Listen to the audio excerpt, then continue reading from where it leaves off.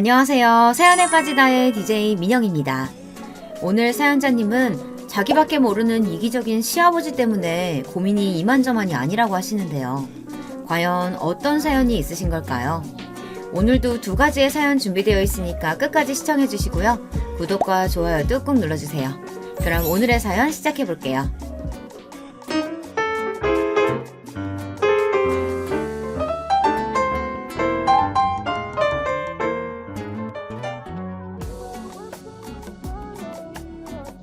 안녕하세요. 저는 40대 주부입니다.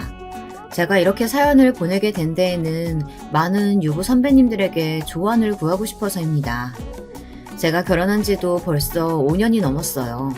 남편과 어린 딸 하나를 키우고 있습니다. 저와 남편은 지금까지 사소한 다툼 한 번 없이 잘 살고 있습니다. 그런데도 저의 결혼 생활은 지난 5년 동안 위태롭기만 했어요. 저의 결혼 생활에서 가장 큰 걸림돌은 다름 아닌 시아버지예요. 저도 40년 넘게 살았지만 저희 시아버지 같은 사람은 난생 처음 보았습니다. 남편과 연애할 때 잠깐 들은 적이 있기는 했습니다. 하지만 이 정도일 줄은 몰랐어요. 시아버지는 권위적이다 못해 뭐든지 본인 마음대로 해야만 직성이 풀리시는 분이었어요. 다른 사람 말은 아예 귓등으로도 듣질 않았습니다. 여기까지 들으시면 그 나이 남자들이 다들 그런다고들 생각하시겠지만 저희 시아버지는 차원이 달랐어요. 대충 시아버지에 대한 몇 가지만 말씀드리자면요. 시아버지는 형사로 평생 재직하시다 정년퇴직을 하셨습니다. 가족들 말이 정년퇴직 하시기 전에도 성격이 대단하셨다고 하는데 퇴직 이후에는 더 심해지셨답니다. 시아버지께서 워낙 먹는 걸 중요하게 생각하세요. 퇴임하신 지 꽤 되셨는데도 새벽 5시에 일어나 그날의 아침, 점심, 저녁 메뉴를 직접 정하고 시어머니에게 통보하신답니다. 딱딱 시간에 맞춰 그대로 준비가 되어 있어야 한대요.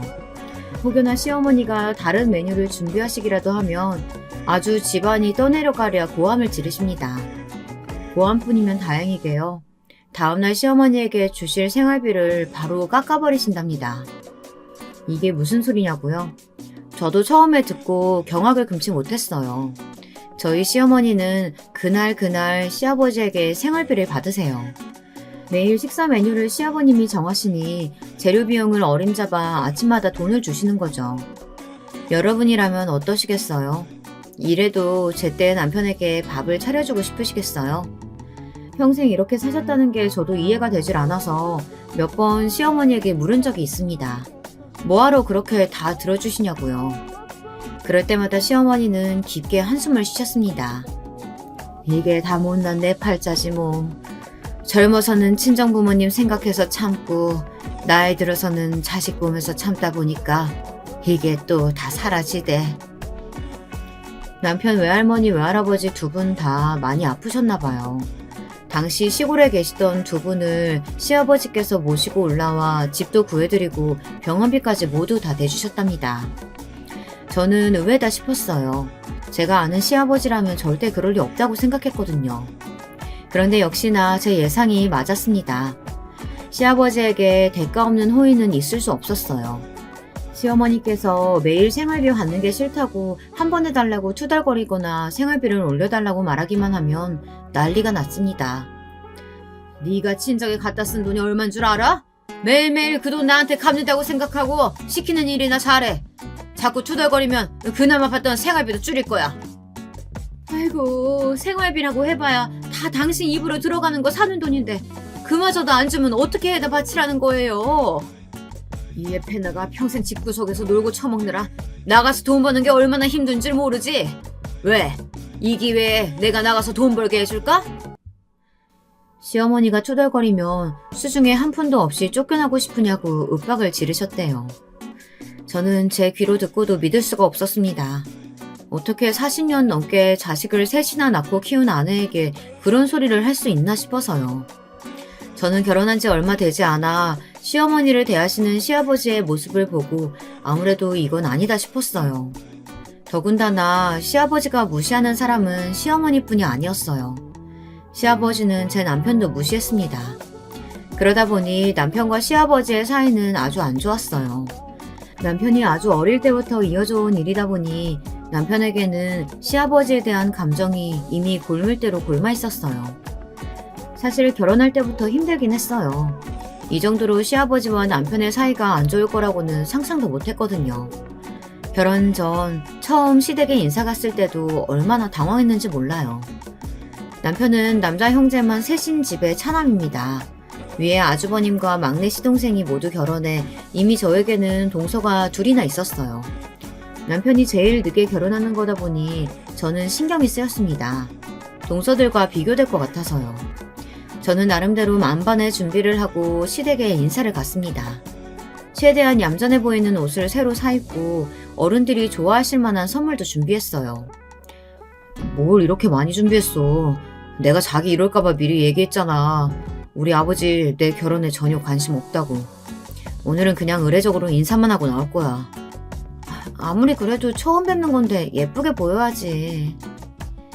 저는 시아버지를 뵙자마자 알았습니다. 남편이 무슨 소리를 한 건지요. 남편이 말할 때는 그냥 좀 시아버지께서 무뚝뚝한 보통의 아버지겠거니 정도로 상상했거든요. 그런데 시댁은 들어갈 때부터 분위기가 뭔가 달랐습니다. 현관에 들어설 때부터 서늘한 게 묘하게 불편하더라고요. 시작부터 당황했던 게 현관을 열고 들어갔는데 아무도 저를 반겨주지 않았습니다. 거실이 텅 비어 있었어요. 잔뜩 긴장하고 들어선 게 무색할 정도로요. 제가 분명히 인사를 드리러 온다고 들으셨을 텐데 집에는 아무도 계시지 않았습니다. 그때였어요. 제 뒤로 현관문이 벌컥 열리더니 시어머니께서 다급한 얼굴로 헐레벌떡 들어오셨습니다. 장을 보셨는지 양손에 뭘 잔뜩 들고 계시더라고요. 시어머니는 저를 보자마자 당황한 기색이 역력하셨어요. 아이고, 손님 초대해놓고 이게 뭐하는 짓인지 모르겠네. 미안해요. 아버지가 갑자기 모임 있다고 난리를 치는 바람에 우리가 좀 늦었어. 내가 금방 준비할 테니까 앉아서 이야기들 나누고 있어요. 알고 보니 시아버지께서도 저희가 오는 걸 뻔히 알고 계셨으면서 일부러 어머니를 끌고 모임에 다녀오신 거였어요. 모임이 어느 정도 마무리되어 갈 때쯤 시어머니는 애들이 오니 계속 집에 가자고 하셨다고 해요. 하지만 시아버지께서 자리에 죽지고 앉아 연신 술을 드셨답니다. 시아버지께서 결국 취하시는 바람에 시어머니께서 간신히 끌고 오셨대요. 그러고 보니 시아버님의 볼이 붉어져 있었어요. 시어머니는 저에게 연신 미안하다 사과하셨습니다. 시아버지에게 화를 내시면서요. 시어머니의 잔소리에도 소파에 묵묵하게 앉아 계시던 시아버지는 저를 보고도 아는 체 하지 않으셨어요. 시어머니는 제가 상처받을까봐 걱정되셨는지 제 어깨를 토닥이셨습니다. 저는 애써 괜찮다고 했지만 사실 많이 놀랐습니다. 처음 인사드리러 간 시댁에서 이런 대접을 받을 거라고는 생각도 못했거든요. 무슨 대단한 사람 왔다고 상까지 차린다고 호들갑이야. 그냥 대충 마실 거나 좀 주면 되지. 시아버지의 으름장은 마치 화살처럼 제 귀에 쏙쏙 박히는 것만 같았습니다. 저는 절로 어깨가 다 움츠러들었어요. 안 그래도 시아버지는 덩치가 크시고 외모도 우락부락 무섭게 생기셔서 눈도 제대로 마주치기 어려웠거든요. 어머니, 제가 이래서 밖에서 따로 보자고 했잖아요. 어머니, 지금이라도 우리끼리 나가서 밥 먹어요. 남편이 한술 더 떴습니다. 시아버지는 빼고 시어머니와 저에게 나가서 밥을 먹자고 했어요. 여러분이라면 이런 상황에서 어떻게 하시겠어요? 저는 어떻게 해야 할지 몰라 우왕좌왕하다가 제가 준비해온 선물을 꺼냈습니다. 나름 비장의 무기였거든요. 남편에게 들었는데 시아버지께서 낚시를 좋아한다고 하시더라고요. 젊어서부터 낚시를 너무 좋아해서 쉬는 날이면 어김없이 낚시를 가셨대요. 선물로 낚싯대라도 준비했냐고요? 비슷합니다. 낚시계의 명품이라고 불리는 아주 유명한 브랜드가 있어요. 낚시하는 사람들이라면 다 욕심내는 브랜드인데 거기서 위아래 낚시복을 세트로 샀습니다. 조끼까지 말이죠. 제가 브랜드 로고가 크게 박힌 쇼핑백을 들고 시아버지에게 다가가자 곧바로 시아버지 시선이 제가 든 쇼핑백을 따라왔어요. 저는 곧바로 쇼핑백에서 옷을 꺼내 시아버지에게 보여드렸어요. 낚시 좋아하신다고 해서 준비했다고요. 순식간에 시아버지의 표정이 달라지더군요. 내 아들놈은 내가 제일 잘 알아. 저 볼 거 없는 놈이랑 결혼까지 하겠다고 마음먹은 거면 네가 보통 참한 성민은 아니겠지. 암튼 난 우리 집안 며느리한테 바라는 건 딱 하나다. 아들만 낳아라. 그거면 충분해. 어찌됐든 간에 저는 결혼을 허락받았습니다. 말은 쌀쌀맞게 하셨지만 시아버지께서는 제가 사온 옷으로 바로 갈아입으셨어요. 연신 거울 앞에 서서 당신의 모습을 비춰보셨습니다. 저는 그런 시아버지의 모습이 귀엽게 보이기까지 했는데 남편은 그런 시아버지를 거들떠도 보질 않았어요. 오히려 저에게 뭐하러 저렇게 비싼 걸 사느냐고 하더라고요. 자기도 봐서 알겠지만 아버지랑 나랑은 웬만한 남보다 못한 사이야. 그러니까 자기도 특별히 우리 아버지한테 잘 보이려고 노력할 필요 없어. 지금이야 핏줄이니까 할 수 없이 얼굴은 보고 살지만 어머니 돌아가시면 아버지하고는 아예 상종도 안 하고 살 거야. 남편은 시아버지 이야기를 할 때면 꼭 다른 사람 같았어요. 평소에는 모두에게 다정하고 친절한 사람이었거든요. 저도 그런 면에 반해서 결혼까지 하려고 하는 거고요. 그러다 보니 시아버지와는 왜 그렇게까지 사이가 좋지 않은 건지 이해가 되질 않았어요. 중간에서 시어머니도 힘들어하시는 것 같았고요. 남편은 제가 물어도 자세히 이야기해주지 않았습니다. 자신이 아버지를 싫어하기는 하지만 그래도 자신을 낳아준 부모인데 저에게까지 자신의 감정을 강요해 미워하게 하고 싶지는 않답니다. 그때까지만 해도 저는 남편이 이해되지 않았어요. 가족이라는 게 원래 서로 싸우기도 했다가 시간이 지나면 자연스레 풀리기도 하고 그러는 거니까요. 그런데 그날 일은 시작에 불과했어요. 결혼식을 마치고 저희는 바로 신혼여행에 가지 못했습니다. 당시에 남편이 영화사에 이직한 지 얼마 되지 않아 휴가를 바로 낼 수 없는 상황이었거든요. 일이 워낙 많을 때라서요. 저는 미리부터 알고 있었기 때문에 상관없었습니다.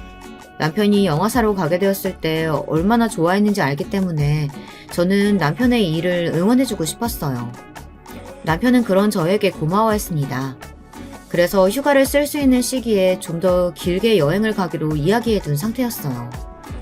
그런데 그걸 가지고 시아버지는 괜한 꼬투리를 잡았습니다. 능력도 없는 놈이 그러게 무슨 장가를 간다고. 내가 사돈 복이 쪽팔려서 아주 민망해 죽는 줄 알았다. 하나밖에 없는 딸 신혼여행도 못 가게 했으니 우리 집을 얼마나 거지같이 벗겠냐? 아버님 걱정하지 마세요. 부모님께는 일 때문에 그런 거라고 제가 미리 잘 말씀드렸어요. 그래서 부모님도 다 이해하셨고요. 저는 별것도 아닌 걸 가지고 괜히 문제가 생기는 게 싫어 시아버지에게 괜찮다고 이야기했습니다. 그런데 시아버지는 그런 저까지 싸잡아 마음에 들어하지 않으시더라고요. 으이구, 한 놈이 저 모양이면 여자라도 똑 부러져야지. 재아가, 네가 그렇게 물러 터졌으니 저놈이 아직도 영원지 모식인지 하겠다고 정신을 못 차리는 거 아니냐? 결혼하는데 신혼여행도 못 가게 하는 회사가 그게 직장이냐? 놀이터지? 남편과 시아버지 사이의 골은 깊었습니다. 시아버지는 남편의 모든 걸 다 싫어하셨어요. 특히나 남편이 하는 일을 가장 못마땅해 하셨습니다. 아무리 그래도 그렇지 다른 형제들도 있고 동서들까지 있는 자리에서 자꾸만 남편을 무시하시는데 저까지 화가 나고 속상하더라고요. 제 속도 그랬으니 남편 속도 속이 아니었을 거예요. 제발 작작 좀 하세요. 저한테만 뭐라고 하시는 것도 모자라서 이제 희수한테까지 잔소리 하시는 거예요? 아버지야말로 이러시는 거 장인 장모님 아시면 참 좋아하시겠네요. 뭐야? 이 자식이 어디서 배워먹은 말버릇이야? 하긴 이름도 없는 삼류대학이나 나온 자식이 뭘 배웠겠어? 말해봐야 내 입만 아프지. 어이구, 꼴도 보기 싫으니까 썩 꺼져버려. 제가 그나마 아버지가 일찍이 내놓은 자식이라 밖에서 보고 자라서 이 정도로 점잖은 줄 아세요. 아버지 닮았으면 제가 지금까지 아버지 옆에 붙어 있었겠어요? 도망가도 진작에 도망가지. 이 자식이? 너 오늘 아주 작정을 하고 왔구나. 그래, 어디 한번 해보자. 너 같은 자식 나는 애초에 필요 없었어. 그러니까 이기면 아예 나가. 저는 점점 커지는 싸움이 무서워 남편을 말렸습니다. 하지만 소용없었어요. 남편은 정말 이대로 다시는 시아버지를 안 볼 기세였습니다. 저는 주변을 둘러봤어요. 제발 누구라도 좀 도와줬으면 해서요. 그런데 다른 가족들은 태연하게만 했습니다. 아주 오래전부터 이런 분위기에 익숙해서인지 다들 시아버지와 남편을 말리지 않았어요. 저는 원망 섞인 눈초리로 큰 아주버님에게 부탁했습니다. 좀 말려달라고요. 그러자 큰 아주버님이 한다는 말이 가관이었어요. 재수씨가 형제가 없어서 모르나 본데 재수씨도 이제 우리 식구니까 이런 상황에 익숙해져야 돼요. 본디 가족도 안 맞는 원수지간이라는 게 있더라니까요. 저 둘 만나면 매일 저래요. 저러는 거 싫으면 재수씨가 진영이 저 자식한테 잔소리 좀 해요. 신혼이니까 그나마 재수씨 말은 듣겠죠. 제가 보기엔 시아버지가 다른 형제들과 달리 남편을 무시하고 박하게 대하는 것처럼 보였는데 다른 가족들 눈에는 그게 보이질 않나 봅니다. 오히려 제 남편을 철없는 사람 취급했어요. 유일한 남편의 편 시어머니는 집안에서 힘이 없었습니다. 저도 마찬가지였고요. 남편은 평생 이런 취급을 받고 살아서인지 크게 억울해하지도 않았어요. 그냥 말대꾸나 하는 정도였죠. 시어머니는 평생 가정주부로 시아버지와 자식들 뒷바라지만 하신 분입니다. 시어머니는 시아버지에게 꽉 잡혀 남편에게 해줄 수 있는 게 없었어요. 누구보다 그런 자신을 원망하시는 시어머니는 항상 남편을 아픈 손가락이라고 하셨습니다. 그렇다고 시어머니가 해주실 수 있는 일은 없었습니다. 속상할 때마다 우는 것 말고는 없었어요. 시어머니도 답답했지만 더 이해가 되지 않는 건 다른 형제들이었습니다. 형제들이나 동서들 모두 시아버지의 말이라면 잡초로 김치를 담그라고 해도 담글 정도로 말을 잘 들었거든요. 어느 정도였냐면 시아버지는 아들들에게 무조건 자신처럼 나랏일 하는 사람이 되어야 한다고 하셨대요. 그래야 평생 누구한테도 무시 안 당하고 산다고요. 남편은 어릴 때부터 귀에 딱지가 않게 들은 이야기랍니다. 시아버지의 말에 큰아주버님은 검사가 됐고 시동생은 7급 공무원이 됐어요. 둘 다 어릴 때부터 공부도 잘하고 운동도 잘했답니다. 저희 남편만 혼자 비실비실해서는 공부도 안 하고 나가서 뛰어놀지도 않았대요. 남편은 매일 집에서 영화만 보고 만화책만 봤답니다. 그런 모습이 시아버지의 눈에 좋게 보일 리 없었죠. 그러다 남편과 시아버지가 본격적으로 부딪히기 시작한 건 남편이 대학에 들어가면서부터예요. 무엇보다 아들들의 진로에 대해 확고하셨던 시아버지와 남편은 정면으로 부딪히게 된 거죠. 남편은 영화과에 진학했어요. 원래 영화감독이 꿈이었거든요. 시아버지는 영화감독 같은 건 직업이 아니라고 하셨답니다. 머리 나쁘고 천박한 딴따라들이나 하는 짓이라고요. 시아버지는 끝까지 허락하지 않으셨대요. 그런 대학에 갈 바에는 차라리 대학을 가지 말라고 하셨답니다. 고졸 경찰 시험을 보든 소방관 시험이라도 보라고요. 하지만 남편은 들은 척도 하지 않은 거죠. 고집대로 영화과에 입학한 거예요.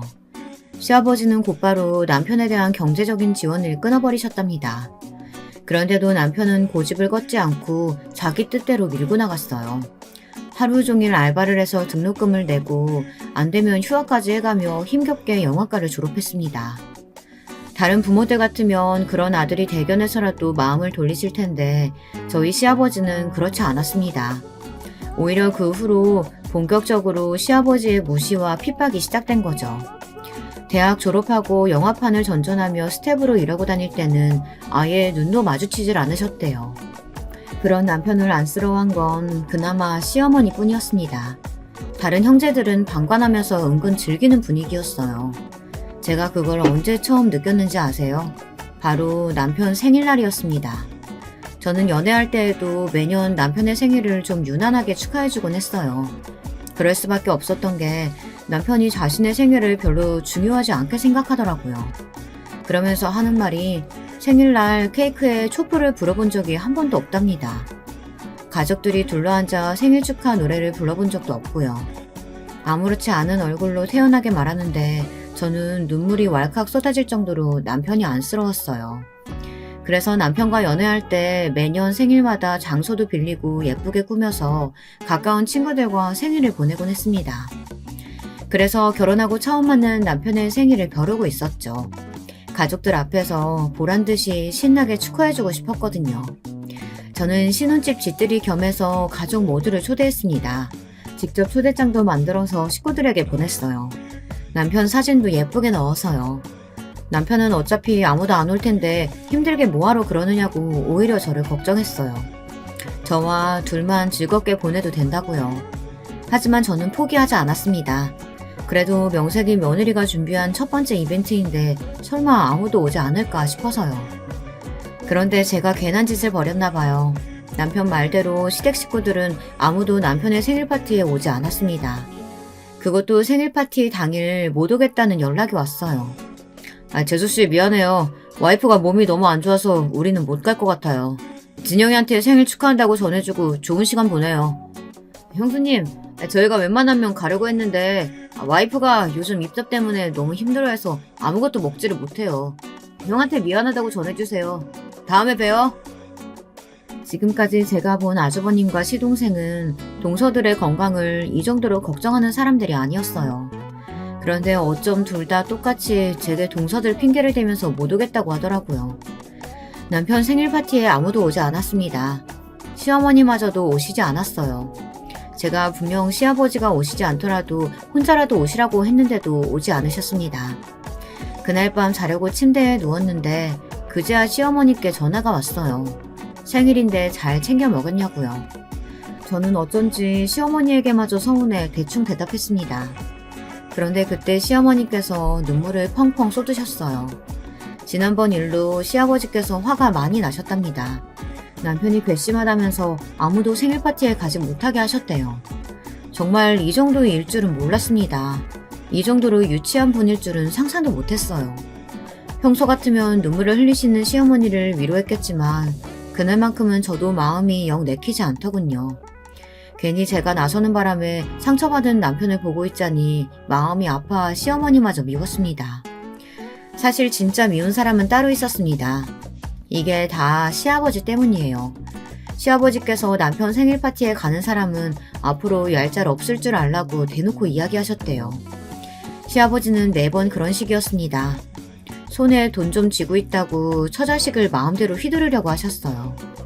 사실 가족들이 시아버지의 말을 거역할 수 없었다는 걸 저도 잘 알고 있어요. 시아버지께서 시어머니를 생활비 가지고 좌지우지 하시는 것만 봐도 알잖아요. 시아버지는 아들들에게도 똑같이 하셨습니다. 큰 아주버님은 검사고 시동생이 공무원이면 뭐예요. 다들 잘 벌어봐야 월급쟁이인데요. 시아버지가 가지고 계신 건물과 땅에 비하면 아무것도 아니었죠. 시아버지가 움켜쥐고 있는 재산이 워낙 많다 보니 욕심이 날 수밖에 없었어요.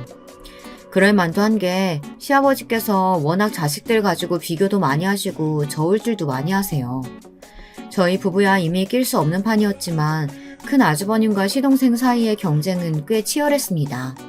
어떨 때 보면 시아버지가 일부러 싸움을 붙이는 게 아닌가 싶을 정도로 분위기를 몰아가기도 하셨어요. 한 번은 이런 적도 있었습니다. 가족들끼리 모여있는데 시아버지께서 뜬금없이 이상한 소리를 하셨어요. 아무래도 내가 죽으면 우리 검사 아들이 내 제사상 차려줄 테니 강남에 있는 건물은 우리 큰아들한테 주는 게 맞겠지. 항상 누구를 주냐 마냐로 고민하시던 강남 건물을 뜬금없이 큰 아주버님에게 준다는 식으로 이야기를 먼저 꺼내셨어요. 당연하죠. 더군다나 이 집 장손이 누굽니까? 제 아들이잖아요. 자, 우리 아들 꿈이 뭐지? 할아버지처럼 멋진 경찰관이 되고 싶습니다. 아버님, 얘 좀 보세요. 얼굴도 체형도 아버님을 아주 꼭 빼다 박았잖아요. 성격까지 얼마나 비슷한지 검사인 자기 아버지는 재미없고 현장에서 도둑 잡는 할아버지 같은 형사가 멋있고 좋다는 거 있죠? 큰 아주버님과 큰형님은 아주 신이 나서 애까지 앞세웠어요. 그런 상황을 가만히 지켜볼 시동생이 아니었습니다. 형수, 우리랑만 있을 때랑은 말이 너무 다른 거 아니에요? 언제는 내가 우리 아버지 너무 닮아서 걱정이라면서요. 성격까지 닮을까봐. 어머, 서방님은 내가 언제 그런 소리를 했다고 그래요. 아버님, 저 그런 소리 한 적 없어요. 아버님이 우리한테 강남 건물 준다고 하시니까 서방님이 괜히 샘나서 그러시나 봐요. 형님도 나이가 들긴 드셨나 봐요. 저도 똑똑히 들었는데 그게 벌써 기억이 가물가물하세요? 아버지, 부모 제사를 꼭 장난만 지내라는 법이 세상에 어디 있어요. 그리고 형제 중엔 제가 아버지 제일 많이 닮은 거 잊으셨어요? 얼마나 닮았는지. 제가 아버지랑 입맛이 아예 똑같잖아요. 제가 아버지 좋아하시던 것만 알아서 기깔나게 차려드릴 테니까 아무 걱정하지 마세요. 분위기가 얼마나 살벌한지 제가 주방에서 설거지하다 구경하려고 거실까지 나왔다니까요. 이게 다 무슨 난리인가 싶었어요. 시어머니는 자식들이 재산 때문에 티격태격하는 모습을 보고 있자니 정말 속상하신지 연신 푹푹 한숨을 쉬셨어요. 와중에 시아버지는 아주 신이 나셨더군요. 입이 귀에 걸렸어요. 그래, 우리 막내가 내 입맛 그대로 닮아가지고 입이 고급지긴 하지. 난 죽어서도 절대 먹는 건 포기 못하니까 최고 좋은 제철 식재료만 준비해가지고 내 제사상에 올려라. 알아들었지? 우리 며느리들. 결국은 강남 건물을 누구에게 주겠다고 정확하게 이야기하신 것도 아니었어요. 그냥 당신이 하늘나라 가면 제사상을 똑부러지게 차리라는 무언의 압박이었죠. 시아버지의 말도 안 되는 장단에 맞춰 제사상을 얼마나 기깔나게 잘 차릴 것인지에 대해 늘어놓는 형님과 동서의 이야기를 저는 들어줄 수가 없었습니다. 저는 남은 설거지나 마저 해야겠다 싶어 주방으로 들어가려고 했어요. 그런데 그때 남편이 결국 참지 못하고 또 총대를 메고 악역을 자처하더군요. 와, 개그 콘서트 볼 필요가 없겠어요. 우리 집 돌아가는 꼴이 훨씬 더 웃겨서. 며느리들이 멀쩡하게 살아있는 시아버지 앞에 두고 제사상 이야기나 늘어놓고. 역시 대한민국에서 제일 가는 효자, 효부들답네요. 남편의 비아냥거리는 소리를 그냥 듣고 넘어갈 시아버지가 아니었습니다. 시아버지는 바로 조금 전까지 좋았던 기분을 망친 남편을 나무라셨습니다. 원래 사람이라는 게 가진 게 있어야 잃을 게 무서워서 욕심도 생기고 야망도 생기고 하는 거야. 너야 가진 거 없어서 무슨 느낌인지 전혀 모르겠지만 아무리 그래도 그렇지 손주들도 있는 자리에서 자식들 저울질해가면서 재산을 주네 마네 하는 게 부모로서 할 짓인가요? 내가 내 재산 가지고 저울질하는데 네가 무슨 상관이야? 아이고, 난 죽는 거 하나도 안 무섭다. 이 자식이 평생 이 모양 이 꼴로 사는 거 보는 게 더 무서워. 그날도 어김없이 마무리는 시아버지의 막말로 끝났습니다. 저는 애써 주방에 처박혀 설거지만 했어요. 거실로 나가 시아버지의 얼굴을 볼 자신이 없어서요. 그런 제가 마음 쓰였는지 시어머니는 제 곁에 다가와 설거지를 도와주셨어요. 저는 괜히 울컥하는 마음에 시어머니에게 볼멘 소리를 했습니다. 아무리 그래도 아버님 너무하시는 것 같아요. 다 똑같은 아들인데 저렇게 차별하실 수가 있어요? 앞으로 둘째 아들 잘 되면 얼마나 후회하시려고. 제발 좀 우리 둘째가 잘 돼서 그런 날이 왔으면 좋겠다. 내가 죽기 전에 네 시아버지가 코가 아주 납작해지는 꼴 좀 봤으면 좋겠어. 저는 그때부터 한 가지 생각만 했습니다. 어떻게 하면 시아버지에게 보란 듯 저희 부부가 잘 사는 모습을 보여줄 수 있을지를요. 시아버지가 당연히 원망스러웠지만 남편을 시아버지에게 인정받게 해주고 싶은 마음이 더 컸어요. 그때 제 머릿속에 한 가지 떠오른 게 있었습니다. 시아버지께서 제가 처음 인사 왔을 때 했던 말이에요. 제가 사온 옷을 입고 신나서는 제게 아들만 낳으면 된다고 하셨던 게 떠올랐어요. 저는 그때부터 떡두꺼비 같은 아들을 낳기 위해 애썼습니다. 인터넷을 뒤져 아들 낳는 법을 찾아 방법을 연구했어요. 고기를 많이 먹고 남편과 사랑을 나누는 시간도 일정하게 맞추라고 해서 부단히 노력했습니다. 그런데 그게 또 제 마음대로 되는 게 아니더군요. 인터넷에서 본 이야기는 다 미신이었나 봐요. 제 뱃속의 아이는 딸이었어요. 저는 딸을 낳았습니다. 딸아이는 너무 사랑스럽고 예뻤어요. 이렇게 예쁜 아이를 보면 시아버지도 마음을 좀 여시지 않을까 싶을 정도로요. 남편은 난리가 났습니다. 딸이 건강하게 태어난 게 너무 기쁘고 행복하다면서 병원 직원분들한테까지 커피를 다 돌릴 정도였어요. 남편이 아기를 보러 얼마나 신생아실에 자주 갔는지 병원 간호사들이 남편에게 딸바보 아빠 예약이라고 놀리기까지 했습니다. 너무 행복한 와중에도 한편으로 마음 쓰이는 게 있었어요. 시아버지에게 남편이 또 한마디 듣지 않을까 싶은 마음이 불안했습니다. 왜냐면 제 위에 형님은 아들만 둘이에요. 밑에 동서는 저보다 1년 먼저 아들을 낳았고요. 동서는 나이가 어려서 그런지 첫째를 낳고도 둘째를 또 낳을 거라고 노래를 부르고 다녔죠. 그것도 아들 하나 또 낳고 싶다고요. 사실 육아가 힘든 걸 알면서도 동서가 그러는 데에는 이유가 있습니다. 시아버지께서 아들을 낳은 며느리에게는 항상 포상을 내리세요. 형님은 첫째를 낳았을 때 지금 사는 아파트를 받았고 둘째 때는 형님이 갖고 싶다던 미니쿠퍼 자동차를 받았습니다. 작년에 둘째 동서도 조카를 낳고 원래 살던 아파트보다 평수를 늘려 이사했어요. 만약에 우리 막내 며느리가 둘째도 아들 낳으면 내가 이번엔 벤츠 자동차 쏜다. 그 말에 막내 동서는 눈이 아주 휘둥그레졌어요. 지금이라도 당장 애를 낳으러 갈 눈빛이었죠. 저희 시아버지는 그런 분이셨습니다. 사람을 돈으로 휘두르려고 했어요. 저도 처음엔 잘 몰랐는데 겪다 보니 좀 이상했습니다. 젊어서부터 내내 경찰로 재직하셨다는 분이 모아두신 재산이 많아도 너무 많았거든요. 그뿐인가요? 돈 가지고 그렇게 생색을 내셨습니다. 시어머니 말로는 시아버지께서 돈 굴리는 재주가 대단하시답니다. 지금까지 시어머니는 시아버지 월급은 구경도 못 해봤대요. 항상 어디에 투자했다, 누가 불려준다 했다 이런 소리만 간혹 하셨답니다. 그런데 시어머니 말로는 정말 투자에 성공하시기는 했는지 자식들에게도 다 말하지 않은 재산이 많기는 하답니다. 그랬으니 큰아주버님도 시동생도 다들 시아버지 말이라면 껌뻑 죽는 신용도 하는 거였죠. 하지만 남편은 달랐습니다. 그런 아버지를 이해하지도 못했고 오히려 원망했습니다. 자신이 아버지를 인정하지 않으니 인정받고 싶어 하지도 않았어요.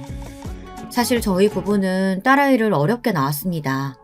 저와 남편 둘 다 나이가 있어서 그런지 아이가 쉽게 생기지 않았거든요. 꾸준히 병원 다니면서 얻게 된 귀한 아이예요. 그래서 사실 둘째는 생각도 없습니다. 첫째를 임신하고 낳기까지 너무 고생스러웠으니까요. 하지만 그런 사정을 알 턱이 없는 시아버지는 가만히 계시지 않았습니다. 나이도 있는데 한 방에 아들 낳으면 얼마나 좋아. 뭐 할 수 없지. 애들 키울 때 빨리 키우는 게 좋아. 아예 지금부터 노력해서 연년생으로 낳아버려라. 제가 딸아이를 낳자마자 병원에 오신 시아버지가 하신 말입니다. 여러분들이라면 이 순간 시아버지에게 뭐라고 말씀하시겠어요? 저는 20시간 넘게 진통을 했어요. 정말 이래서 여자들이 애 낳다가 혼절한다는 말을 하는구나 싶을 정도로 정신이 혼미했습니다. 그런 제 앞에서 저딴 소리를 하시는데 정말 시아버지고 뭐고 간에 지금 당장 나가시라고 소리치고 싶었습니다. 아버지는 오시지 말라니까요. 굳이 오셔서 손주나느라 고생한 며느리한테 그딴 소리가 나오세요? 저는 딸아이기 너무 바래서 그런지 너무 좋거든요. 우리는 딸 하나만 귀하게 키울 거니까 다시는 둘째는 연년생이니 그런 소리 하지도 마세요. 으이그 못난 놈. 사내 자식이 뭐 하나 마음에 드는 구석이 하나도 없어. 다른 건 다 부족해도 내가 지금까지 왜 참았는데 떡두꺼비 같은 손주 하나만 낳으라니까 그것도 못해. 너는 앞으로 이 집에서 얄짤 없을 테니까 그런 줄 알아라. 듣던 중 반가운 소리네요. 지금까지 전 아버지 도움받은 거 없어도 잘만 살았어요. 아버지 재산 하나도 필요 없으니까 저한테 간섭이나 좀 하지 마세요. 이제 처자식까지 생긴 놈이 말하는 꼴하지 마라. 그래, 어디 내 도움 없이 네가 사랑구실 하고 사나 보자. 딸아이가 태어난 날까지도 시아버지와 남편은 큰 소리를 내고 시어머니는 또 울었습니다. 정말 저도 이제는 지긋지긋한 지경이었어요. 저도 더는 뭘 어떻게 해야 할지 모르겠더군요. 남편과 시아버지는 제가 노력한다고 해서 좋아질 사이가 아니라는 걸 그제야 알았어요. 만약 제가 아들을 낳았어도 분명 다른 문제가 불거졌을 거예요. 시아버지와 남편이 싸우는 모습을 제 딸아이 앞에서만은 보여주고 싶지 않았습니다. 그래서 저희는 딸아이가 태어난 이후 웬만하면 시댁에 왕래하지 않았어요. 저와 남편 둘 다 일하면서 딸아이 키우느라 정신이 없기도 했고 차라리 시아버지 얼굴 안 보고 지내니 오히려 싸울 일도 없고 마음도 편하더라고요. 그런데 가족이라는 게 원체 안 보고 살 수가 없더군요. 명절도 있고 생신에 집안 행사 등등 끝이 없었습니다. 그러던 어느 날이었어요. 그날은 명절날이었습니다. 이제 어린 딸아이를 데리고 시댁에 가느라 저희가 조금 늦었습니다. 딸아이가 차에 타는 걸 너무 싫어해요. 조그만 차가 빠르게 달려도 차가 떠나가라 울었습니다. 오는 내내 연신 차를 세웠다가 오느라 시간이 지체됐어요. 시댁에 도착했더니 이미 다른 형제들은 다 와 있더라고요. 시어머니는 아기 데리고 오느라 고생했다고 하시는데 시아버지는 거들떠도 보질 않았습니다. 그래도 저는 시아버지에게 꾸벅 인사를 드렸어요. 저도 솔직한 심정으로는 오고 싶지 않았죠. 하지만 싫다고 한두 번 피하다 보면 정말 영영 시댁과 멀어질까봐 무섭기도 했습니다. 결혼하고 나서 사이가 더 안 좋아지게 되면 꼭 저 때문인 것 같아서요. 그래도 가족들이 다 모이고 음식 냄새도 나니 명절 같기는 했습니다. 마음이 어떻든 다들 모이니 반갑긴 하더라고요. 애들의 어른들까지 많다 보니 집안이 북적북적 시끄러웠습니다. 평화로움도 잠시 또 일이 터졌습니다. 마침 저는 방에서 아기 젖을 물리고 있었는데 그때 시아버지께서 가족들을 모두 부르셨어요. 세배해야 하니 다들 거실로 나오라고요. 저는 한참 젖을 먹던 딸아이를 떼어내고 거실로 나왔습니다. 딸아이는 연신 입술을 오물오물거리며 젖을 찾았지만 안 그래도 늦게 온 바람에 눈치가 보이는데 시아버지의 말을 거역할 수가 없었어요. 그런데 이럴 줄 알았으면 그냥 방에서 아기에게 마저 젖이나 줄 걸 그랬습니다. 제가 차라리 그 자리에 없었어야 했어요. 시아버지께서 자식들과 며느리, 손주들에게 줄 봉투를 건네셨습니다. 자, 우리 첫째 아들, 첫째 며느리는 좋은 직장 다니고 열심히 일하면서 귀한 손주까지 둘씩이나 낳아줬으니 각각 100만 원씩 넣었다. 둘째는 손주가 하나니까 50씩. 내년에 하나 더 낳으면 너희도 100으로 올려주마. 시아버지가 직접 한 명 한 명에게 봉투를 건네시며 봉투 안에 든 금액과 왜 그만큼 넣었는지를 상세하게 설명해 주시는데 저는 아주 민망해 죽는 줄 알았습니다. 쥐구멍이 있다면 들어가고 싶었어요. 혹시 저만 봉투를 못 받은 거 아니냐고요? 아니요. 저도 봉투를 받긴 받았습니다. 혹시 여러분들은 제 봉투 안에 얼마가 들었을지 예상되시나요? 두구두구두구. 제 봉투에는 조카들과 똑같이 10만 원이 들어있었습니다. 물론 이 나이에 세뱃돈을 주시는 것도 감사해요. 하지만 아무리 그래도 가족 간에도 선이라는 게 있습니다. 저는 시아버지의 말씀 하나하나에 다 자존심이 상했어요. 둘째, 네가 우리 집에 시집와서 한 게 뭐가 있냐? 그나마 조카들보다 적게 줄 수 없어서 똑같이 넣은 거니까 조카들한테 고마운 줄 알아라. 심지어 남편 봉투는 아예 없었어요. 남편은 시아버지의 도움은 일절 받지 않겠다고 선포까지 했으니 주지 않겠답니다. 저희가 이런 대접을 받을 거라는 걸 예상하지 않은 건 아니에요. 시아버지는 언제나 그러셨으니까요. 저희는 애초에 봉투를 받을 생각도 욕심도 없었습니다. 단지 어떻게 자식에게 이렇게까지 하실 수 있냐는 겁니다. 이건 저희가 괘씸해서 혼내겠다고 하시는 행동이 아니라 그냥 괴롭히시는 거라고밖에는 생각이 들지 않았어요. 더 화가 났던 건 동서의 아들에게는 봉투를 주고 저희 딸에게는 봉투를 주지 않으셨다는 겁니다. 딸은 출가 외인이라 남의 집 자식인데 당신이 돈을 왜 주냐입니다.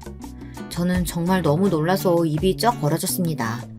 아무리 그래도 어린애를 두고 사람이 어떻게 저럴 수 있나 싶어서요. 그 이후에 어떻게 됐을지 여러분은 혹시 상상되시나요? 저희 남편은 단단히 빡이 쳤습니다. 화가 난 정도가 아니라 정말 얼굴에서 뜨거운 김이 모락모락 올라오는 것 같았어요.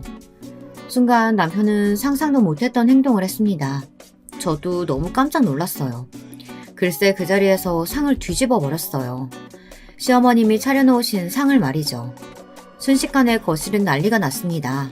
조카들은 울면서 방으로 도망가고 큰 아주버님과 시동생은 소리를 지르며 남편을 말렸습니다. 남편은 지금까지와의 모습과 전혀 달랐어요. 그전에는 시아버지에게 말대꾸하며 싸우는 정도였다면 그날은 참아왔던 것이 모두 다 폭발하며 울분을 토해내는 것만 같았습니다. 정말 다시는 시아버지를 보지 않을 사람처럼요. 저한테 어떻게 하시든 그건 상관없어요. 아버지 같은 사람 저는 아버지로 인정하지도 않았으니까요. 근데 제 아내랑 딸한테까지 그런 식으로 구는 건 절대 못 참아요. 기대하세요. 제가 아버지가 어떤 사람인지 똑똑히 알려드릴 테니까. 이런 미친 새끼? 네가 돌아도 아주 단단히 돌았구나. 감히 아버지 앞에서 상을 엎어? 이 개같은 놈. 다시는 내 눈앞에 나타날 생각도 하지 마. 시아버지는 지금이라도 당장 남편의 귀싸대기를 날리려고 달려드셨지만 큰 아주버님과 시동생이 잡아 방으로 끌고 들어간 덕분에 남편이 맞지는 않았습니다. 남편은 아무 일도 없었다는 듯 그대로 저와 딸아이를 데리고 시댁을 나왔습니다. 남편은 집에 오는 내내 저에게 미안하다고 했어요. 심지어 말도 못 알아듣는 아이에게까지도요. 자신 때문에 이런 몹쓸 취급을 받게 해서 너무 미안하답니다. 앞으로 다시는 이런 일 생기지 않도록 자신이 해결할 테니 걱정하지 말라고요. 시아버지에게 사과도 꼭 받게 해주겠답니다. 저는 오히려 그런 남편이 걱정됐어요. 시아버지의 행동은 이제 더는 놀랍지도 않으니까요. 얼마 뒤 막내 동서의 아들 돌잔치가 있었습니다. 저는 당연히 갈 생각이 없었어요. 가봐야 또 좋은 꼴 볼 리가 없으니까요. 그런데 남편이 이상했습니다. 뜬금없이 돌잔치에 가겠대요. 아무리 사이가 안 좋아도 조카 생일인데 자신이 빠질 수 없다고요. 저는 아무래도 이상했습니다. 남편의 행동이 썩 내키질 않았거든요. 하지만 저는 어쩔 수 없이 남편을 따라 나서야 했습니다. 남편이 약속했거든요. 시아버지와 절대 싸우지 않기로요. 더군다나 우리 식구만 모이는 자리도 아니고 막내 동서나 시동생의 손님들이 가득할 행사장인데 설마 그런 장소에서까지 싸우겠나 싶어 남편을 믿었습니다. 남편을 믿는 게 아니었어요. 시아버님도 남편도 꼭 그날만 기다린 사람들 같았어요. 시아버지는 내내 저희 부부를 벼르고 계셨는지 저희를 보자마자 인상을 구기시며 한 소리 하셨습니다. 너희가 여길 왜 왔냐고요. 당장 나가라고 소리까지 지르셨어요. 그런데 남편은 태연하게 굴었습니다. 조카 생일인데 삼촌이 당연히 와서 축하를 해줘야 하는 거 아니냐고요. 어울리지 않게 너스레를 떠는 남편의 모습이 역시나 이상했습니다. 저는 남편이 안 하던 행동까지 하니 더 걱정됐어요. 그때였습니다. 돌잔치가 어느 정도 마무리되어 갈 때쯤 시아버지께서 며느리들을 모두 불렀습니다. 이번엔 시아버지의 손에 돈봉투가 아닌 쇼핑백이 들려 있었어요. 명품 로고가 크게 박힌 쇼핑백을요. 저는 순간 저도 모르게 콧방귀가 흘러나왔어요. 시아버지의 손에 들린 쇼핑백은 역시나 2개였거든요. 역시나 시아버지는 형님과 막내 동서에게 쇼핑백을 하나씩 건넸습니다. 다들 귀한 손주들 키우느라 고생이 많다면서요. 저는 피식 웃어버렸습니다. 시아버지가 너무 유치해서요. 저도 담이 많이 새지기는 했나봐요. 시아버지가 더는 무섭지가 않더라고요. 시아버지는 굳이 제 곁으로 다가오셨습니다. 그러면서 제게 한마디 하시더군요. 네 동서들은 다 아들 낳았는데 넌 딸만 낳았잖아. 너도 샤넬백 받고 싶으면 잔말 말고 아들 하나 더 낳아. 저는 기가 차서 어이가 없었습니다. 저는 시아버지의 눈을 똑똑히 바라보았어요. 그리고 목에 힘을 주고 당당하게 말했습니다. 그럴 생각 없다고요. 눈에 넣어도 아프지 않은 우리 딸 하나만으로도 충분하니 샤넬백은 필요 없다고 말했습니다. 시아버지는 제 말에 얼굴이 금세 달아오르시더니 한 소리 하시려고 시동을 거셨어요. 그런데 그때였습니다. 말도 안 되는 일이 벌어졌어요. 갑자기 남편이 형님과 동서가 들고 있던 쇼핑백을 뺐더니 무대 쪽으로 가지고 올라갔어요. 그러더니 갑자기 라이터를 꺼내 가방에 불을 붙였습니다. 순식간에 가방에 불이 붙더니 활활 타올랐어요. 행사장 안은 난리가 났습니다. 형님과 동서는 깨악 소리를 지르며 남편에게 뭐하는 짓이냐고 원망스러운 소리를 질러댔어요. 저도 남편의 행동에 당황해 어쩔 줄 모르고 있었는데 남편은 태연하게 벽에 있던 소화기를 가져와 불을 껐습니다. 사방은 하얀 연기로 자욱했어요. 마이크 테스트. 여러분 많이 놀라셨죠? 죄송합니다. 제 첫 번째 이벤트가 너무 강했네요. 불은 꺼졌으니 걱정하지 마시고요. 잠깐 저에게 집중해 주시겠어요? 남편은 태연하게 사회자가 들고 있던 마이크를 받아들었습니다. 사람들은 우왕좌왕 시끄러웠어요. 아이고 아버지 너무 하시는 거 아니에요? 집안에 엄연히 며느리가 셋인데 한 명만 빼고 둘한테만 샤넬백 사주는 못된 시아버지가 세상에 어디 있어요. 너 이 자식 당장 안 내려와? 이게 감히 누구 망신을 시켜? 행사장 안에는 시아버지의 손님도 많았어요. 시아버지께서 경찰 공무원이셨잖아요. 당시에 함께 근무했던 선후배들이 굉장히 많이 와 있었습니다. 그러다 보니 누구보다 다급한 얼굴로 자리에서 일어나신 시아버지께서 황급히 남편에게 내려오라고 소리를 질렀어요. 그런데도 남편은 아랑곳하지 않았습니다. 내려가긴 어딜 내려가요. 지금부터가 시작인데. 자, 여러분 오래 기다리셨습니다. 마지막 순서로 이 행사의 하이라이트. 바로 제가 만든 영화 한 편 상영해 드릴 테니까 꼭 끝까지 시청해 주세요. 남편은 손에 들고 있던 리모컨을 눌렀습니다. 그러자 조금 전까지 조카의 귀여운 동영상이 흘러나오던 모니터에서 이상한 영상 하나가 재생됐어요. 제목은 비열한 형사 아버지였습니다. 남편이 만든 영상이었어요. 마치 그것이 알고 싶다 같은 프로 같았습니다. 그 영상은 다름 아닌 시아버지를 고발하는 영상이었어요. 알고 보니 시아버지께서 형사 시절에 비리 형사였더군요. 그 사실을 가족 중 유일하게 남편만 알고 있었고요. 영상에는 남편이 직접 인터뷰한 내용이 나와 있었습니다. 시아버지가 뇌물을 요구해서 뇌물을 줬는데도 억울하게 옥살이를 한 사람부터 매달 상납하듯 시아버지에게 뇌물을 준 노래방이나 술집 업주들까지 있었습니다. 지금은 다들 원래 하던 일을 그만두고 다른 일을 하고 있었지만 그때 일만 생각하면 이가 갈린답니다. 시아버지가 얼마나 악독하게 뇌물을 뜯어가는지 그 금액이 어마어마했다고요. 그랬습니다. 시아버지는 젊어서부터 아주 돈독이 오른 사람이었어요. 그 돈으로 재산을 불린 거였습니다. 자, 보세요. 여기 계신 여러분들이 존경하고 믿었던 저희 아버지가 바로 이런 비열한 형사였습니다. 여기 계신 분들까지 싸잡아 다 욕먹게 할 그런 인간이라고요. 너 지금 뭐 하는 거야? 아! 저거 다 거짓말이야! 시아버지는 화면을 온몸으로 가리려고 발버둥 치시다가 잘 안되자 곧바로 남편을 잡으려고 달려드셨어요. 남편은 이제 옛날의 어린 아들이 아니었습니다. 남편은 자신의 얼굴을 갈기려던 시아버지의 팔을 덥석 붙잡았어요. 그리고 어린 시절 자신의 눈으로 똑똑히 보았던 일에 대해 시아버지에게 이야기했습니다. 내가 고등학교 때 친구들이랑 땡땡이 치고 시내에 영화 보러 나왔는데 거기서 아버지 봤어요. 골목길에 노래방 점주들 다 모아놓고 무슨 빚쟁이처럼 돈 봉투 걷어가는 거. 내가 그때 친구들 앞에서 얼마나 쪽팔렸는 줄 아세요? 나한테는 아무리 무섭고 엄한 아버지라도 밖에서는 정의롭고 좋은 경찰인 줄 알았다고요. 남편은 목청껏 울부짖었습니다. 그리고 다시 한번 말했어요. 지금까지 누구에게도 그때 일에 대해 사실대로 이야기하지 않은 건 가족들 앞에서만이라도 시아버지의 명예를 지켜드리기 위해 자신도 공범이 된 거라고요. 처자식을 위해 어쩔 수 없이 선택을 하신 걸 거라고 이해해 보려고 했다고요. 하지만 더는 그럴 수 없답니다. 시아버지는 그럴 자격이 없다네요. 순식간에 돌잔치의 장이 쑥대밭이 됐습니다.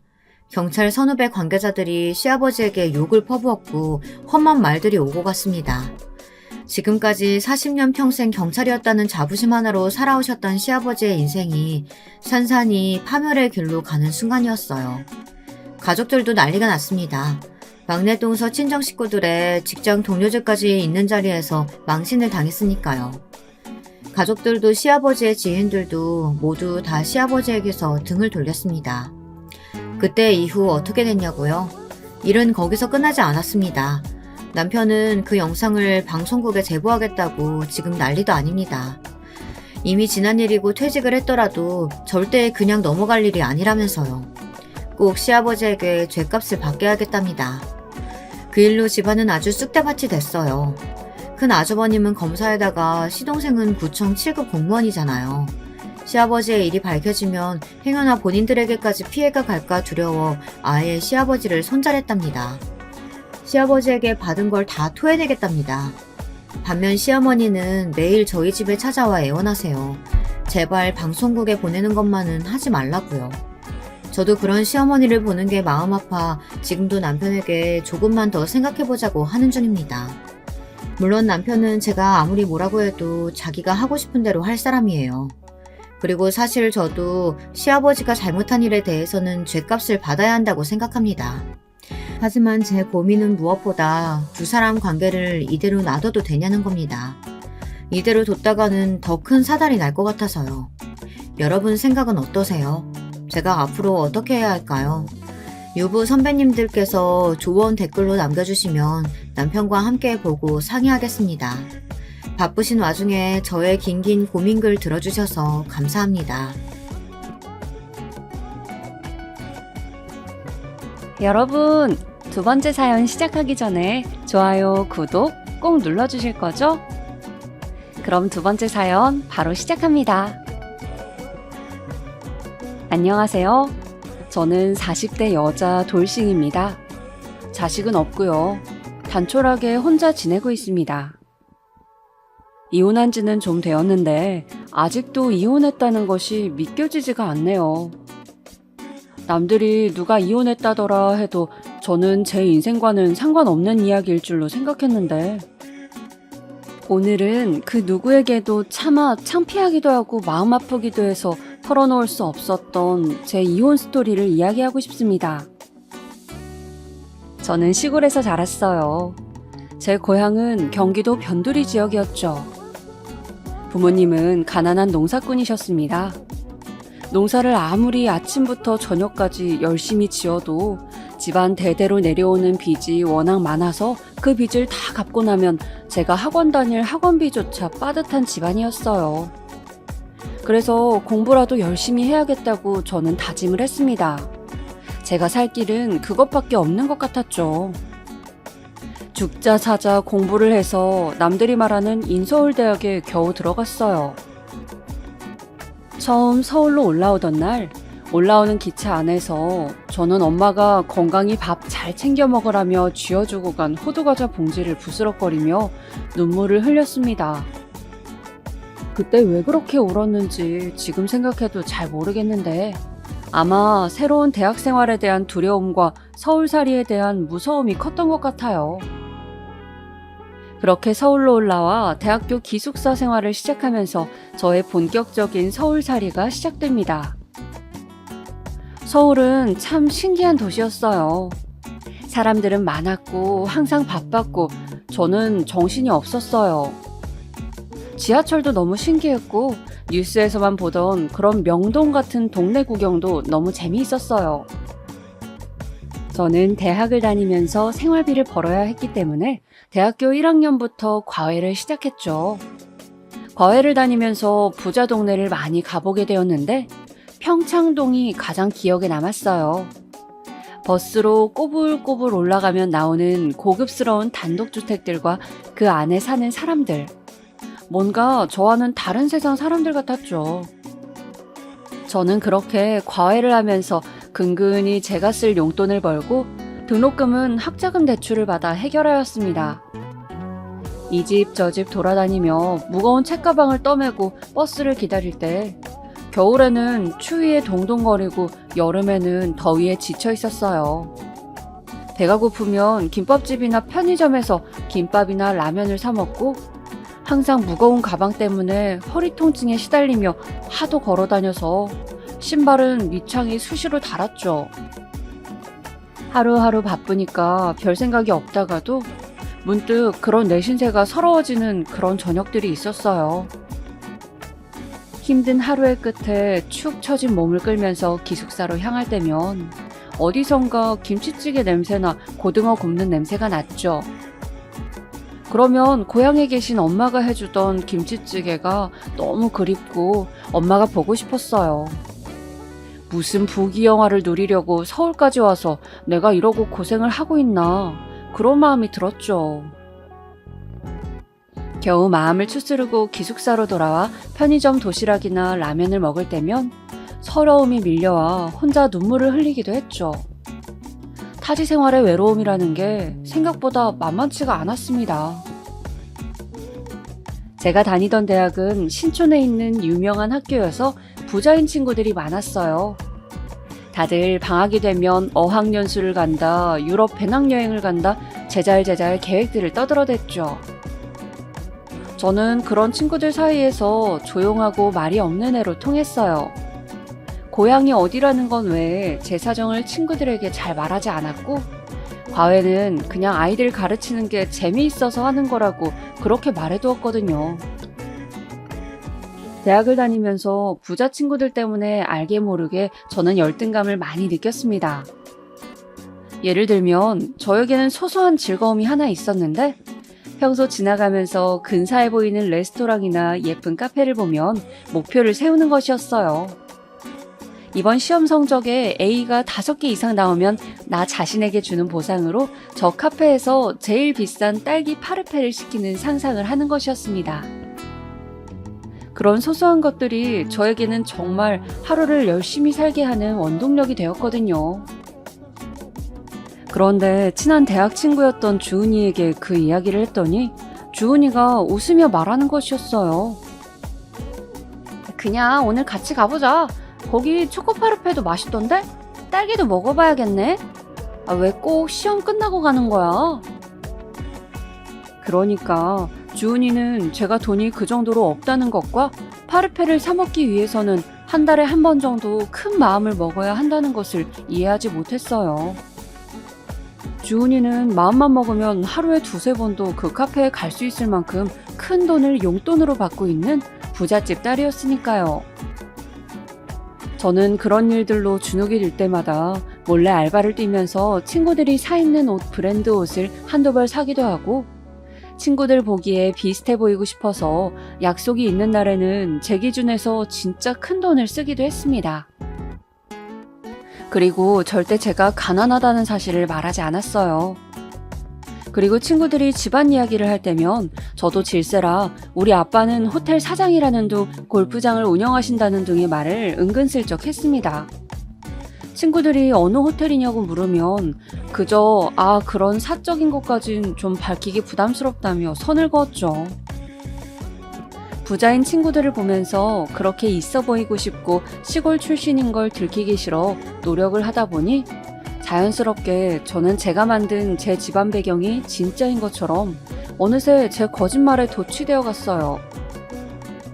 부모님은 호텔을 운영하셨지만 이젠 전문 경영인에게 맡기고 농촌에서 텃밭을 일구며 사시는 부자지만 마음은 소박한 상류층이 되어 있었고, 저는 부자지만 소탈하게 기숙사 생활도 하고 과외도 하는 개념 있는 사람이 되어갔죠.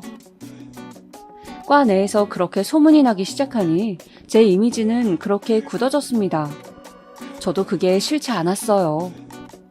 어차피 대학 졸업하고 취직하면 이 애들과 연락을 끊으면 될 일이라고 단순하게 생각했죠. 그리고 저는 취업 준비를 하고 회사에 취직을 하게 되었습니다. 제가 취직한 회사는 은행이었습니다. 저는 은행에 입사하면서 사내 연애를 하게 되었어요.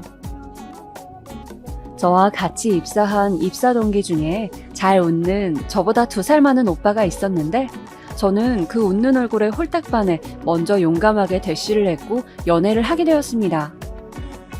연애를 하게 된 지 얼마 되지 않아 남친은 자신은 어서 결혼을 해서 가정을 꾸리고 싶다고 부모님께 저를 소개하고 싶다고 했습니다. 저는 잔뜩 긴장한 채로 그 사람의 부모님을 만나러 갔죠.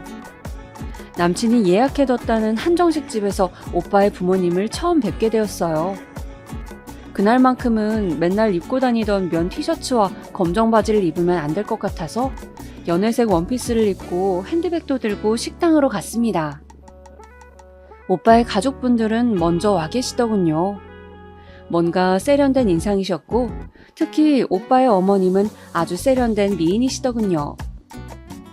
그리고 그 자리에 오빠의 누나들도 함께 와 있었습니다. 누나들의 얼굴은 소위 말하는 강남 미인도에 나올 것 같은 성형외과 모델 같은 얼굴이었어요. 원래도 못생긴 얼굴은 아니었을 것 같은데 손을 많이 댄 모습이었습니다. 오빠는 누나가 둘에 형이 하나인 완전 막둥이였어요. 안녕하세요. 저는 김정연이라고 합니다.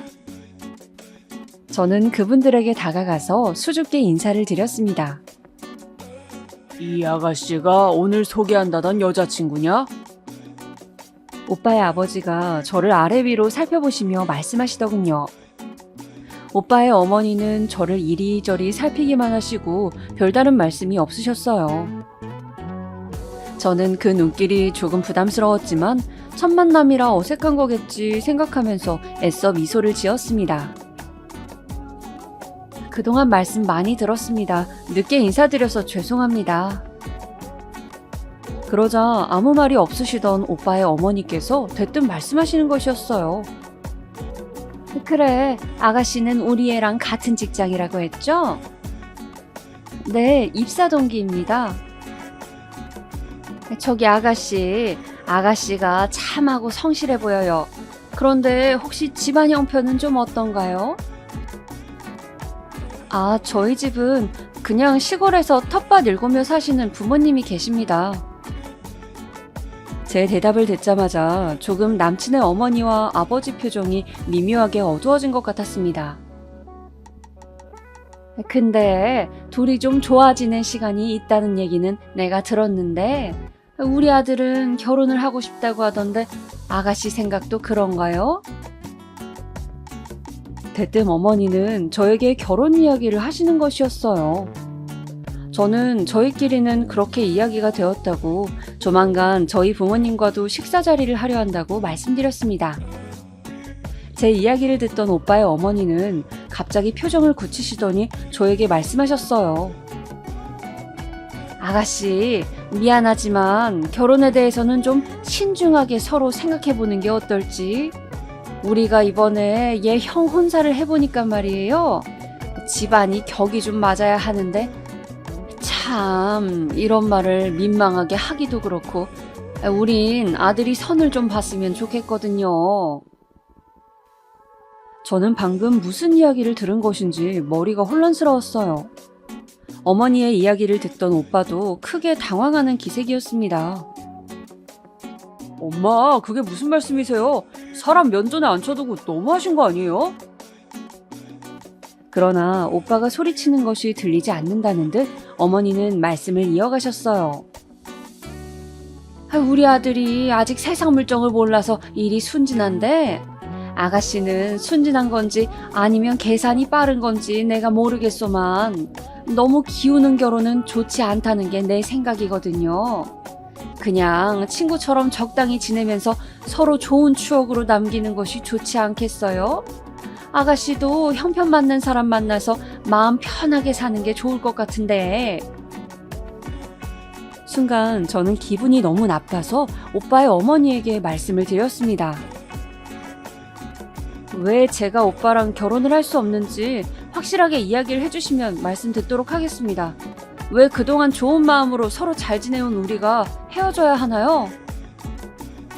제 말에 오빠의 아버지는 답답하다는 듯이 술 한 잔을 들이키시고 어머니는 급기야 언성을 높이시더군요. 그걸 말이라고 합니까, 아가씨? 직장은 같더라도 우리는 재산도 꽤 많고 우리가 지난달에 본 며느리도 굉장한 부잣집 요식인데 아가씨 부모님께서 시골서 농사 지으시면 우리와 형편이 맞겠어요? 꼭 이런 이야기까지 대놓고 해야겠어요? 사돈끼리 좀 수준도 맞고 대화도 통하는 혼사가 무난하고 좋은 혼사라고 나는 생각해요. 연애하고 혼사는 완전히 달라요. 저는 제 귀를 의심했어요. 대학 다닐 때부터 느낀 열등감을 결혼하면서까지 느껴야 하다니 저는 입을 앙다물었습니다. 여기서 눈물을 보이거나 맥없이 일어서고 싶진 않았어요. 저는 조용히 맞은편에 앉아 계시던 오빠의 어머니를 바라보면서 이야기했어요. 어머님 말씀 일리는 있다 생각합니다. 그런데 저 혼자 힘으로 여기까지 왔어요. 부모님께서 큰 도움 주시진 않았지만 남들보다 부족하게 살지 않았습니다. 오빠와 제가 결혼을 하게 된다면 저는 최선을 다해서 가정을 꾸리고 노력하면서 살 거예요. 평생을 성실하게 살아오신 우리 부모님에게 배운 가장 소중한 것이 바로 그것이니까요. 이 말을 남기고 저는 당당하게 자리를 박차고 나왔습니다. 오빠 역시 그런 저를 붙잡지도 못하고 그저 멍하니 바라만 보더군요. 식당 문을 열고 길에 한 걸음을 딛자마자 저는 털썩 그 자리에 주저앉고 말았어요. 오빠의 부모라는 사람들이 저런 사람들이라니 차마 오빠와 계속 만날 생각이 들지 않았습니다. 내가 겪은 오빠는 분명 속물적인 계산이 앞서는 사람이 아니었는데 너무 속상하고 또 속상하더군요. 마음이 찢어진다는 것이 이런 것인가 생각을 하며 저는 그날 밤 내내 방에 틀어박혀서 가슴을 움켜잡고 길고 긴 울음을 울었습니다. 부모가 돈이 없다고 해서 사람에게 이런 대우를 하다니 내가 열심히 사는 것으로 아예 안 된다고 말하는 오빠의 부모님 같은 수많은 사람들의 생각에 저는 괴로웠습니다. 솔직히 저는 잘 살고 싶었고 더 부자가 되고 싶었고 저도 사람인데 조건 더 좋은 사람과 결혼하고 싶었죠. 오빠의 조건이 좋은 것도 사실이었어요. 그런데 저는 제가 오빠와 학벌이나 직업이 비슷하고 집이 가난해도 그만큼 내가 열심히 노력하면 된다고 생각했는데 조건을 낮춰 결혼할 바에는 아예 안 하고 싶다는 생각에 저는 결혼을 포기해야 하나 여러 생각이 들었습니다. 그런데 그러고 며칠 후 오빠가 제가 자취하는 집 앞으로 찾아왔더군요. 저기 미안해. 우리 부모님하고 누나들이 좀 유난스러워서 형수가 또 환경이 워낙 좋은 집 딸이다 보니까 자기가 이해 좀 해주면 안 될까? 그런 이야기를 어떻게 이해를 해? 나도 자존심이 있어. 미안해, 자기야. 근데 우리 둘이 잘 맞아서 잘 살면 되잖아. 나는 자기 없으면 못 살겠어. 우리가 결혼해서 잘 살 수 있을까? 내가 더 잘할게. 조금만 견뎌줘. 그냥 한 귀로 듣고 한 귀로 흘려주면 안 될까? 저는 그렇게 남친의 설득에 넘어가 결혼 준비를 하게 되었습니다. 남친이 어떻게 난리를 폈는지 몰라도 더 이상 남친 부모님들은 집안이 어쩌고 운운하진 않았어요. 물론 결혼 준비 과정에서 가끔 짜증난다는 식으로 표정을 짓긴 하셨지만요. 저는 결혼 준비를 하면서 신우들과 형님과 따로 보게 되었습니다. 젊은 사람들끼리 미리미리 친해지자고 신우 언니들이 제안한 자리였어요. 약속 장소인 강남의 유명 브랜드에서 운영하는 카페에 도착하자 오늘따라 쫙 빼입은 듯한 신우와 형님이 있었습니다. 비싸기로 유명한 브랜드라는데 저는 명품에는 큰 관심이 없어 이름 정도만 알고 있었습니다. 이 카페가 그렇게 예약이 어렵다며? 어떻게 예약했어? 어머, 우리 올케는 어쩜 이렇게 센스가 있어? 이런 데를 예약하고. 아이, 뭘요, 언니들. 원칙상 신우에게 형님이라고 부르는 것이 맞지만 남편의 형의 와이프, 그러니까 형수님은 그들에게 언니 하면서 살갑게 굴고 있었어요. 저는 딱히 살갑게 굴고 싶지도 않아 그냥 세 분 다 형님이라고 불렀습니다. 큰형님, 둘째 형님, 셋째 형님 이렇게요. 워낙 옷이 없는 저라 저는 그냥 단정한 검정 정장 바지에 흰색 블라우스를 입고 있었어요. 그리고 동대문에서 산 가죽 가방을 메고 있었습니다. 막내 올케, 그 가방 디자인 이 브랜드 거네? 아, 네? 여기 브랜드 디자인이잖아. 근데 딱 보니까 짝퉁이네. 에휴, 여기 오는데 차라리 에코백을 들고 오지 민망하게. 얼른 등 뒤로 감춰, 가방. 아, 네, 제가 명품 이런 걸 잘 몰라서 여기 디자인인 줄 몰랐어요. 저는 순간 얼굴이 확 붉어졌습니다. 그냥 보세 가게에서 가방 디자인을 고를 때 있길래 그냥 시중에 많이 보이는 모양의 가방이라고만 생각했는데 이 브랜드 모양이었다니. 그들은 제가 얼굴을 붉히고 말이 없자 자기들끼리 제잘제잘 수다를 떨기 시작했습니다. 주제는 무궁무진했어요. 무슨 마사지가 어쩌고 명품 브랜드 부티크에 잘 봐주는 직원을 연결해달라는 둥 그야말로 돈 쓰는 이야기밖에 없었죠. 한참을 자기들끼리 이야기를 하기에 저는 끼어들 말도 없고 해서 그냥 웃으며 고개만 끄덕거리며 핸드폰을 보고 있었는데 갑자기 손윗동서가 저에게 말을 시키는 것이었어요.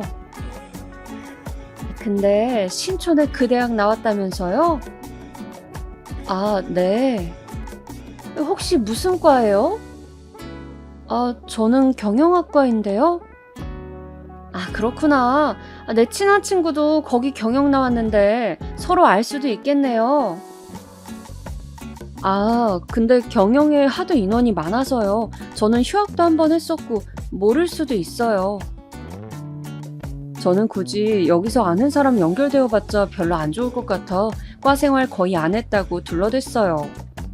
그리고 앞으로는 신우들과 형님과 대화를 할 때는 최소한으로 말하고 나는 그냥 내 할 일만 해야겠다고 다짐했죠. 결혼식을 올리고 신혼여행을 다녀왔습니다. 한 번 만나고 말 줄 알았던 새 여자는 자꾸 저에게 만나자고 제안을 해왔어요.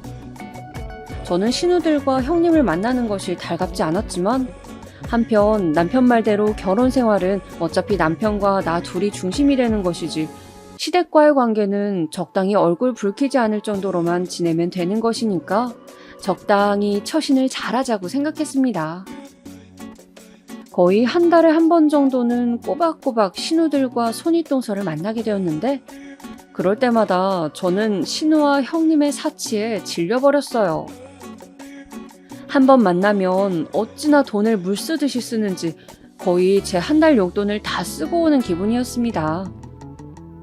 거의 모든 스케줄 계획은 부잣집 딸인 형님이 짰는데 일단 명품관이 많은 백화점이 무조건 근처에 있어야 했고, 백화점 오픈 시간에 맞춰 기다리고 있다가 명품 매장에 대기를 걸고 반나절은 거기서 오늘은 목걸이를 본다, 오늘은 가방을 본다 하면서 시간을 보내는 것이었습니다.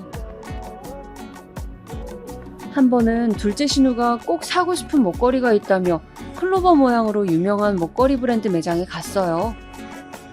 그런데 신우가 사고 싶다는 모바일 홈페이지에서 봤다는 목걸이 모델이 다 팔리고 없다는 것이었습니다. 그러면 그냥 나오면 될 것을. 신우는 매장에서 이것 보여달라, 저것도 자개냐, 저거 색깔도 괜찮네 하며 쓸데없이 시간을 끌고, 형님은 가지고 있는 그 브랜드 목걸이를 굳이 가져가서 세척을 해달라. 형님이 가지고 있는 목걸이 가격을 본 첫째 신우가 그 목걸이 나 한 번만 빌려달라고 하면서 또 형님을 역시 부잣집 딸이라고 추켜 세우고, 말 그대로 속물 대환장 파티였습니다. 저는 물론 그 브랜드에서 파는 몇백만 원짜리 목걸이를 다 살 수 있는 재력이 있는 사람은 아니지만, 그냥 신우들과 형님이 왜 그렇게 눈에 보이는 것에 환장을 하는지 이해가 안 되었습니다. 그래봤자 그냥 목걸이 아닌가요? 자기 형편에서 예쁘게 잘하고 다닐 수 있을 정도로 소비하고 살면 그만인 건데. 그렇게 쇼핑을 하고 나서 커피숍에 가서 앉으면 또 골프가 어쩌고 회원권이 어쩌고 온통 부자들의 삶 이야기로 수다를 떱니다. 그런 대화가 당장 신우들을 부자로 만들어주는 것이 아닌데도 노처녀 신우들은 뭔가 그렇게 세계를 잘 알고 있으면 자신들에게도 부자와 결혼할 수 있는 기회가 올 수 있다고 믿는 것 같았어요. 그리고 강남에서 나고 자랐다는 형님은 그런 부분을 이용해 자신을 우러러보는 신우들의 그 눈빛을 즐기고 있는 것 같았죠. 막내 올케, 진짜 부자 본 적 없지? 부자들도 레벨이 있단 말이야. 부자들의 재산 수준에 따라서 누리는 문화가 얼마나 다른지 알아? 우리가 영화관 가고 뮤지컬 보고 그런 걸 문화라고 생각할 때 말이야. 그 사람들은 회원권을 산다고.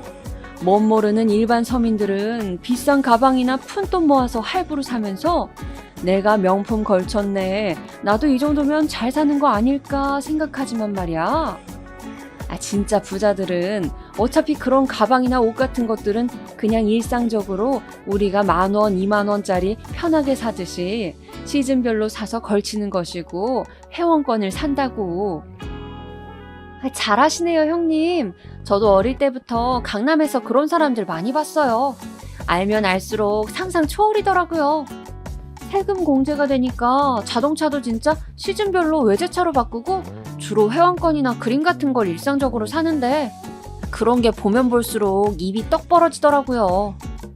제 친구 중에 진짜 사업 대박난 남편 있는 애가 있는데 걔는 퍼스널 쇼퍼 불러서 편안하게 거의 누워서 쇼핑한다니까요. 골프 같은 것도 너무 대중화돼서 요즘은 뭐 다 치잖아. 그런 사람들은 일단 개나 소나 하는 건 싫어하더라고. 부자들은 진짜 아무 옷이나 입어도 태가 달라.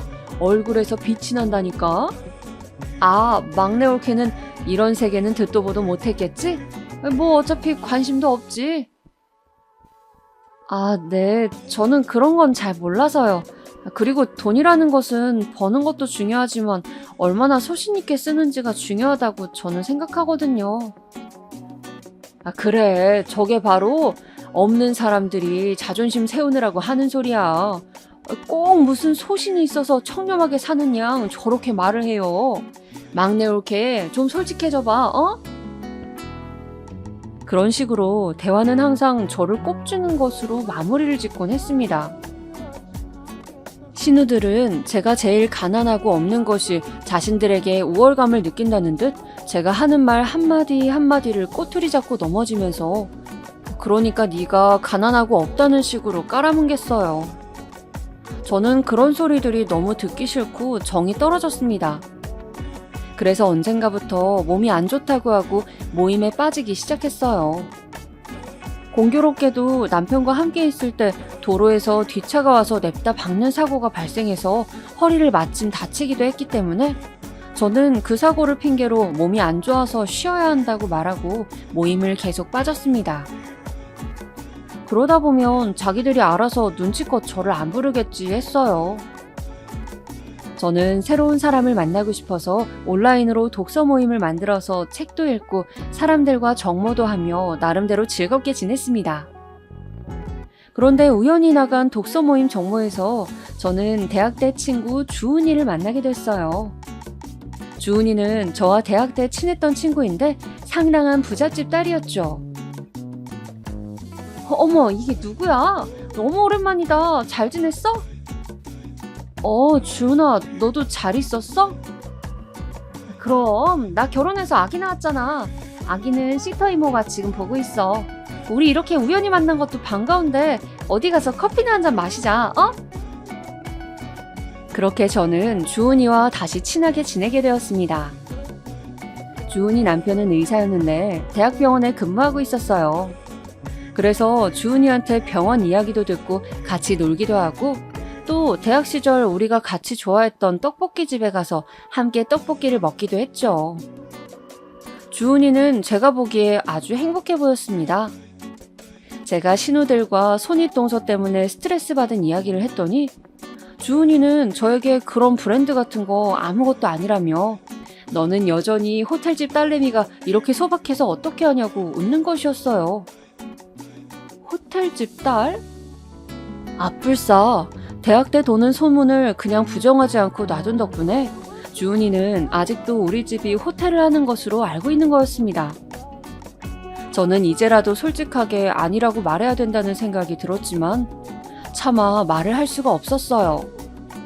주은이가 알게 되면 실망할 것 같기도 하고 내가 호텔집 딸이라고 그렇게 이야기해서 누구한테 피해를 준 것도 없는데 그냥 이대로 주은이 앞에서만큼은 부잣집 딸인 양 살면 안 되나 싶기도 했습니다.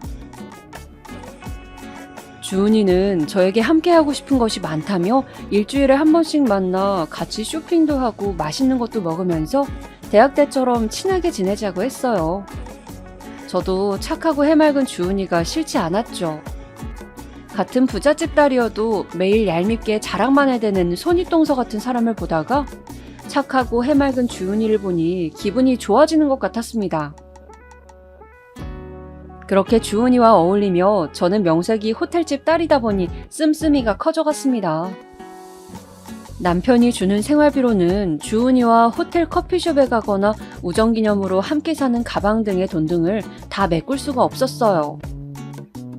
저는 간단한 인터넷 아르바이트를 하면서 카드 빚을 내기 시작했습니다. 도저히 이제 와서 주은이에게 내가 형편이 안 좋다고 말할 수도 없었고 호텔집 딸이 아니라고 우리 집은 그냥 부모님이 시골서 농사 지으시는 그 집 하나가 재산이 전부라고 말할 수가 없었습니다. 주은이가 저를 이상한 사람으로 보거나 상처받을 것이 두려웠어요. 그렇게 저의 울며 겨자 먹기식 부잣집 딸 노릇은 계속 갔습니다. 저만의 연극 같은 것이었죠. 하다 보니 정말 대학 때처럼 제가 진짜 그런 집 딸이 된 것만 같은 기분이 느껴지고 으쓱하기도 했습니다. 그런 기분을 느끼고 집에 돌아와 화장실 거울 앞에 서면 저는 항상 진짜 내가 그런 집 딸이라면 얼마나 좋을까 하는 상상을 하곤 했습니다. 주은이는 가끔 옷장 정리를 한다고 하면서 잔뜩 사들인 명품 구두나 가디건 그리고 가방들을 저한테 주었습니다. 자신은 유행이 지나면 안 쓴다고요. 또 쓰다가 질리면 다른 걸로 사야 하니까 빨리빨리 치우는 것이 좋다고도 했죠. 저는 주은이가 호의로 주는 것을 알기에 그런 것들을 가져와 쓰기 시작했습니다. 약간 유행이 지난 명품들이었지만 그래도 제가 쓰기에는 부족함이 없었죠. 좋은 옷들은 확실히 만졌을 때 감촉이 다르고 여름에는 시원하고 겨울에는 따뜻했습니다. 저는 고급 옷에 눈을 뜨게 되었고 고급 신발을 알게 되자 이제 눈에 안 차는 물건을 살 수가 없게 되었죠. 그렇게 남편 몰래 제 빚은 늘어만 갔습니다. 이제는 겨울에 캐시미어를 써야 했고 버버리 스카프를 둘러야 했으며 구두는 무조건 가죽으로 사야 했습니다. 울코트도 값비싼 것을 찾아 입어야 했고 패딩 역시 고급 충전재를 넣은 제품이 따뜻하고 가볍다는 것을 알게 되었죠. 손윗동서가 아기를 낳아 돌잔치를 하던 날 저는 허리가 아프다고 모임을 안 나간 지 거의 6개월 만에 신우들과 동서를 만나게 되었습니다. 조금 달라진 저의 행색이 놀라웠는지 신우가 저에게 말하더군요. 못 본 새 뭔가 스타일이 좀 달라졌네? 아, 뭐 그렇게 달라진 건 없어요.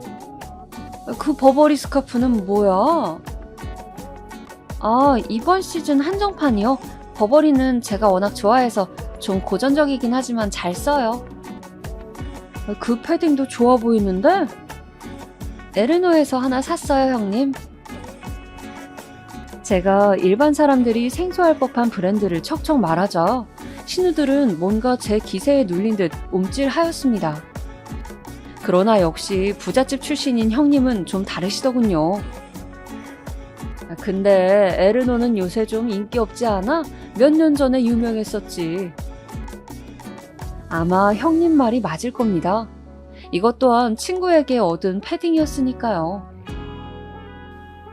저는 유행은 별로 신경 안 쓰는 타입이어서요. 전 애써 웃으며 말했습니다. 굳이 친구 덕에 얻어 입었다는 말은 하고 싶지 않았어요. 동서, 예전보다 브랜드에 관심이 많아진 것 같네? 근데 좀 촌스러운 것 같긴 해. 한두 해 뒤처지는 것 같기도 하고 말이야. 형님은 그렇게 핵심을 찌르시더군요. 저는 미소만 짓고 말았습니다. 이렇든 저렇든 무슨 상관인가 싶어서 말이죠. 그렇게 세 분은 또 서로 눈짓을 하면서 저를 촌스러운 사람으로 만들더군요. 너무 열등감이 심해서 꼬아서 생각하는 건 아니냐고요? 제가 이렇게까지 세 분이 저를 까고 싶어 한다고 확신하는 것은 다 들은 게 있어서입니다. 형님 애기 돌잔치 때 화장실을 갔다가 우연히 신우 2명이서 제 욕을 하는 것을 들었거든요. 신우 2분은 손을 씻으면서 제가 등 뒤에 있는 줄 모르고 신나게 제 이야기를 하시더군요. 뭔가 우리 이야기에 자극받은 건 있었나 봐. 그동안 만나자고 해도 안 만난다고 하더니. 그러니까 말이야. 우리 의식해서 브랜드 공부해 온 거 아니야? 예전보다 옷 입는데 돈도 쓰는 것 같고. 근데 큰올케 말처럼 묘하게 촌스럽고 좀 옛날 옷 느낌이지? 그러니까 노력을 해도 그게 시골 감각 아니겠어? 아무리 노력해도 한계가 있는 거지. 2분은 신나게 저를 씹으시더군요. 저는 눈물이 핑 돌았지만 사실 친구가 시즌 지난 옷을 준 것도 맞고 제가 돈이 없어 그 옷을 받아 입은 것도 맞았기 때문에 어쩔 수 없다고 생각했습니다. 그러면서도 마음 한켠에는 내가 호텔집 딸이었다면 저들이 저렇게 나를 무시하고 씹진 못했을 텐데 그런 마음이 들었어요. 저는 주은이를 만날 때 주은이가 저를 깍듯하게 대우해주는 것도 내가 호텔집 딸이어서 무시할 수 없기 때문이 아닐까 그런 바보 같은 생각을 하고 있었고 그 가짜 호텔집 딸 노릇에 심취해 있었습니다. 그러다 결국 일은 터지고 말았어요. 주은이와 백화점 쇼핑을 갔던 날이었습니다. 저는 우연히 신우와 형님과 마주친 것이었어요. 어머 동서, 친구랑 놀고 있는 거야? 주은이를 본 신우와 형님은 다소 놀란 표정을 지었습니다. 그도 그럴 것이 평소 형님과 신우가 좋아하는 명품들을 주은이가 다 걸치고 있었고 외모 역시 무척 예뻤으니까요. 누가 봐도 주은이는 부잣집 사모님다운 귀티의 소유자였습니다. 아, 네, 다들 어쩐 일이세요? 우린 쇼핑 왔지. 친구분 미인이시다. 우리 인사 좀 시켜줘. 주은이의 모습이 범상치 않아 그랬는지 형님들은 인사를 시켜달라 하시더군요. 그렇게 저는 원치 않는 커피 타임을 주은이와 시댁의 새 여자와 가지게 되었습니다. 저는 주은이가 저를 호텔집 딸로 알고 있는 것이 마음에 걸려서 어서 그 자리가 빨리 끝나기만을 빌었죠. 친구분 되게 부티나시네요. 이런 친구가 있는지 몰랐네. 네? 무슨 말씀이신지. 그냥 시골 출신이잖아요, 우리 올케가. 그래서 뭐 저는 수더분한 친구들만 있는 줄 알았죠. 주은이는 어리둥절한 듯 새 여자가 저를 돌려가는 이야기를 가만히 듣고만 있었습니다. 아니, 우리 저번에 호캉스를 갔는데 사실 올케도 데리고 갈까 하다가 좀 뭐랄까 비주얼적인 게 안 맞다 싶어서 안 데리고 갔지 뭐야? 그 블랑 호텔 참 좋았는데 강릉에서는 거기가 제일 나은 것 같아. 저기 제 친구 비주얼이 뭐 어떻다고 그러세요? 주은이는 이야기를 가만히 듣고 있다가 기분이 나빴는지 살짝 붉어진 얼굴로 되물었습니다.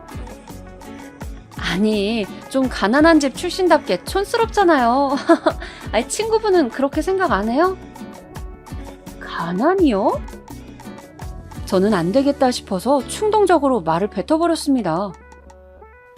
형님들, 사실 형님들이 호캉스 가셨다는 강릉 블랑호텔, 그거 오너가 우리 아빠거든요? 저 가난뱅이 아니에요. 저한테 함부로 말씀하시는 거 그만둬 주셨으면 좋겠어요. 그 순간 저는 그 자리에 있는 세 여자의 눈동자가 일제히 저를 향하는 것을 느꼈습니다. 그들은 몹시 놀란 표정이었어요. 저는 이왕 이렇게 된 거 모르겠다 싶어서 주은이에게 제 거짓말을 들키지 않기 위해 제가 호텔집 딸이라고 거짓말을 해버렸어요. 아니, 진짜? 거기에 주은이가 나서서 말을 더 보탰습니다. 모르셨어요? 학교 다닐 때부터 호텔집 딸인데 검소하기로 유명했어요.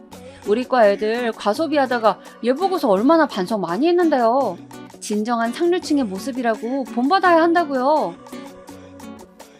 저는 민망함에 붉어진 새 여자의 얼굴을 보고 그 순간 통쾌함을 느꼈죠. 마음 한구석에서는 물론 커져버린 거짓말을 어떻게 수습할까 고민되었지만요. 그 후로 신우들의 태도는 갑자기 180도 바뀌었습니다. 신우들은 그날 저녁 개인적으로 두 사람 다 저에게 연락을 해서 그동안 몰라봐서 미안했다느니 그렇게 유복한 친정이 있는데 지금까지 왜 티를 안 냈냐는 둥 우리 남동생이 대박이 났다면서 대놓고 저를 칭찬하기에 바빴어요. 주은이까지 알고 있는 사실이라고 하니까 추호도 의심하지 않는 것 같았습니다. 그리고 그새 남동생인 남편에게까지 말해버린 모양이었어요. 남편은 의아한 표정으로 집에 돌아와 저에게 묻더군요. 당신 진짜야? 강릉에 있는 호텔이 장인어른 거라고? 아버지가 밝히기 싫어하셔서 내가 그냥 말 안 하고 있었어. 나 물려주시지 않고 사회에 환원한다고 해서 미안해요, 여보. 그래도 그렇지. 어떻게 그런 이야기를 나한테 안 할 수가 있어. 서운한데?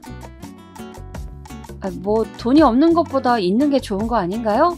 부모님이 결혼할 때 말 안 하기를 원하셔가지고 혹시 친정 가더라도 모른 척 해줘요. 알았죠? 저는 전문 경영인한테 맡겨서 경영은 완전히 손을 뗐으며 어차피 사회에 환원할 예정이라고 둘러댔습니다. 등에서는 식은땀이 나고 있었죠. 이제 와서 다 거짓말이었다고는 할 수는 없었습니다. 시댁에서는 난리가 났습니다. 공짜로 호텔에 묵어보겠다고 저를 통해서 예약을 잡아달라고 하는 통에 저는 이미 가지고 있던 빚에 또 빚을 내어서 숙박을 잡아드리고 계속 사태를 수습하지 못해 빚이 커져만 갔습니다. 저는 남편 몰래 불어난 빚을 감당하느라 카드사마다 돌려가며 카드론을 쓰고 리볼빙 서비스를 이용하는 등 사태는 점차 걷잡을 수 없이 커져가고 있었습니다. 한번 시작한 거짓말은 이제 도저히 멈출 수 없는 상태가 되었고 저는 혼자 잠 못 드는 밤이 많아지고 있었어요. 그러다가 꼬리가 길면 밟힌다고 결국은 제 정체가 들통나버리는 일이 있었죠. 제 정체를 밝힌 것은 바로 손윗동서인 형님이셨습니다. 제가 호텔집 딸이 되고 나서 신우들은 대놓고 형님을 무시했어요. 무슨 말만 하면 형님을 까내리고 저를 칭찬하기 시작했습니다. 돈이 많은 쪽에 붙는 사람들이었기 때문이죠. 예전에는 형님이 뭘 걸치고 오기만 하면 너무 센스 있고 세련되었다며 칭찬하기 일쑤였는데 이제는 형님이 사치스럽고 돈도 없으면서 잘난 척한다고 저와 비교된다면서 흉을 보았습니다. 올케, 요즘 누가 모피 목도리 두르고 다녀? 개념 없게. 막내 올케 좀 봐봐. 얼마나 수수해? 그리 춥지도 않은데 동물학대도 아니고 그런 거 두르고 오고 싶어? 언니, 이거 언니가 전에 너무 예쁘다고 했던 세이블인데. 그때는 내가 진짜 부자들의 세계를 몰라서 그랬던 거고, 막내 올케를 보니까 내가 이제 알겠어. 진정한 품격이 뭔지 말이야. 큰 올케도 반성 좀 해. 언제까지 그렇게 한심하게 쇼핑이나 하고 살 거야? 이런 식으로 형님이 제가 당하던 것 같은 갈굼의 대상이 되어버렸죠. 저는 너무 무안하기도 하고 제 거짓말이 걸리면 어쩌나 두렵기도 해서 많은 스트레스를 받았어요. 신우들이 그런 식으로 저를 추켜 세울 때마다 그냥 자리를 피해버렸죠. 형님은 갑자기 천덕꾸러기 취급을 받자 그게 견디기 힘드셨는지 저를 미워하기 시작했고, 결국 아는 사람들을 수소문해서 강릉의 호텔 오너라는 분의 연락처까지 알아오셨습니다. 그리고 그분과 통화를 해서 제 정체를 알아내셨죠. 어머니 생신 때 일이었어요. 어머니는 호텔에서 맛있는 음식을 먹고 싶다고 하셨고, 모두 저를 쳐다봤기에 저는 또 울며 겨자 먹기로 빚을 내어 호텔 식당을 예약했습니다. 형님이 추천하고 싶은 호텔이 있다고 하셔서 거기 중식당으로 룸을 잡았죠. 그런데 다 같이 생신 축하 노래를 부르고 식사를 하고 있는데 갑자기 누군가 똑똑 하고 방문을 두들기는 것이 아니겠어요? 누구세요? 아, 호텔 대표님께서 인사를 하고 싶다고 하십니다. 아, 우리 며느리 때문인가? 어서 들어오세요. 아가, 이 호텔 오너분하고 집안끼리 아는 사이냐? 저는 무슨 일인지 몰라 등에서 식은땀이 흘렀어요. 그때였습니다. 형님의 앙칼진 목소리가 들려온 것은. 제가 아는 사이예요, 어머니. 안녕하세요, 정 대표님. 안녕하세요. 아버님 부탁으로 잠깐 들렀습니다. 뭡니까? 저한테 꼭 물어보고 싶다는 말이. 강릉 블랑 호텔 아시죠? 네, 제 소유 호텔입니다만. 여기 그 호텔이 자기 아버지 거라고 주장하는 사람이 있는데 어떻게 생각하세요? 이럴 수가. 오늘 식사를 하게 된 이 호텔과 강릉 호텔이 같은 사람의 거였다니. 저는 눈앞이 캄캄해졌습니다. 갑자기 다리에 힘이 풀려 털썩 주저앉고 말았어요. 어떡하지? 머릿속이 새까맣게 변했습니다. 예? 강릉 호텔은 대대로 저희 집안 호텔인데 무슨 말씀이신지. 확인 감사드려요. 모두 들으셨죠? 모두의 놀란 눈빛을 뒤로하고 형님은 그렇게 제 거짓말을 폭로해버리셨습니다. 저는 어찌할 바를 몰라 가만히 그 자리에 서 있다가 그만 견디지 못하고 그 자리에서 도망쳐 나오고 말았어요. 남편이 저를 부르는 소리가 들렸지만 저는 대답을 할 수가 없었습니다. 쥐구멍이라도 있다면 숨어버리고 싶었죠. 그 길로 저는 친정에도 가지 못하고 아무데도 가지 못한 채로 시내의 허름한 모텔에 일주일을 숙박했습니다. 그러다가 작은 바닷가 마을의 여관으로 장소를 옮겼어요. 차마 연락을 아무에게도 할 수가 없었습니다. 친정에도 이미 제가 한 짓을 들으셨을 것 같아서 연락할 수가 없었죠. 그렇게 한 달을 폰을 꺼놓고 그냥 카드로 먹을 것만 사러 나가고 하염없이 바다를 바라보며 시간을 보내고 나니 폰을 확인할 용기가 생겼습니다. 폰에는 남편, 시댁 어르신들, 신우들, 형님, 그리고 친정 부모님까지 많은 사람의 연락이 와 있었는데 결국 남편은 길길이 날뛰면서 저를 사기죄로 고소하겠다고 화를 냈고 신우 역시 입에 담지 못할 욕을 적어두었더라고요. 시어른들 역시 저를 괘씸해하시고 계셨습니다. 남편은 이혼을 하자고 이혼 서류를 당장 보낼 테니 주소를 보내라고 했어요. 저는 남편에게 친정 주소로 서류를 보내라고만 대답을 했죠. 그리고 그냥 이대로 죽어버릴까 생각을 하며 바닷가에 하염없이 앉아 있었습니다. 그때 친정엄마에게서 문자가 하나 왔어요. 정연아, 혼자 서울 가서 잘 사는 아이들 틈에 오죽 고생이 많았니. 네가 왜 그랬는지 이제 좀 알 것 같다. 정연아, 엄마가 미안해. 제발 살아있다면 연락 좀 해다오. 누구나 실수는 할 수 있는 거야. 제발 엄마한테 연락 좀 해주지 않을래? 사랑한다. 눈물이 소리도 없이 뺨을 타고 줄줄 흘러내렸습니다. 이렇게 바보 같은 짓을 해버린 나를 엄마는 사랑한다고 합니다. 엄마, 아빠가 너무 보고 싶고 제 자신이 너무 부끄러웠어요. 바보 같은 나, 결국 열등감을 이기지 못하고 거짓말로 결혼 생활을 엉망으로 만들고 이혼까지 하게 돼버린 내 신세. 그래도 엄마가 나를 사랑한다는 그 말이 저에게는 아주 간절한 동아줄처럼 느껴졌습니다. 그래, 죽지는 말자. 그래, 꼭 추스르고 살아남아 엄마를 보러 가자. 엄마가 끓여주시던 된장찌개 한 그릇 먹고 훌훌 털고 다시 살아보자. 저는 그렇게 그 지옥 같은 시간을 파도에 흘려보냈습니다. 그리고 남편과는 이혼을 했습니다. 제가 잘못한 부분이 컸기에 그저 아무 말도 하지 않고 저는 순순히 이혼할 수밖에 없었죠. 한 달간 쉬었던 바닷가 마을에 정착을 하고 친정 부모님께 연락을 드리고 그렇게 저는 혼자만의 삶에 적응을 해나갔습니다. 아직 부모님을 보러 가지도 못했습니다. 좀 더 저 자신을 용서할 수 있게 되면 그때 부모님 얼굴을 찾아뵈야 하지 않을까 그런 생각인데 이것도 사실 잘 모르겠어요. 바닷가 생활은 제법 적응이 되어서 이제 동네 행사에 가서 막걸리를 한 잔씩 얻어 마시기도 하고 또 친한 언니들이 생겨 언니들이 남편 욕, 시댁 욕하는 것을 들으며 위로를 해주기도 합니다.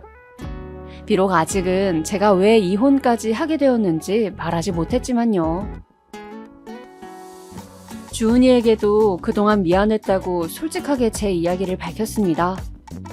주은이는 울면서 미안하다고 그냥 진작에 이야기했어도 됐는데 언제든 얼굴 편하게 봤으면 좋겠다고 오랫동안 자신을 속인 저를 용서해주더군요. 그런 거짓말을 하기까지 많이 힘들었을 것 같다며 천사 같은 내 친구는 저를 이해하려고 애를 써주었습니다. 그동안 제 거짓말들로 인해 쌓인 빚들은 이자가 붙어 점점 더 커져가고 있었기 때문에 저는 이제라도 인정할 것은 하고 그걸 바로잡고자 파산 신청을 했습니다. 그리고 일부 남은 돈 문제를 해결하면서 이 바닷가 마을에서 여러 소일거리를 하며 그럭저럭 먹고 살고 있습니다. 마을에는 젊은 여자의 손이 필요한 일들이 제법 있어 저는 어딜 가나 환영을 받습니다. 어떤 날은 생선을 손질하기도 하고 또 어떤 날은 음식 준비를 돕기도 합니다. 일당으로 돈을 받고 가끔은 그냥 일을 해주기도 하죠. 그렇게 동네 사람들과 어울리면서 수다를 떨다가 보면 어느새 제 삶에 대한 생각은 잊혀지고 그저 하루를 살아내게 되더라고요. 가끔 혼자 있는 시간에 앞으로 어떻게 살 것인가를 생각하기도 합니다.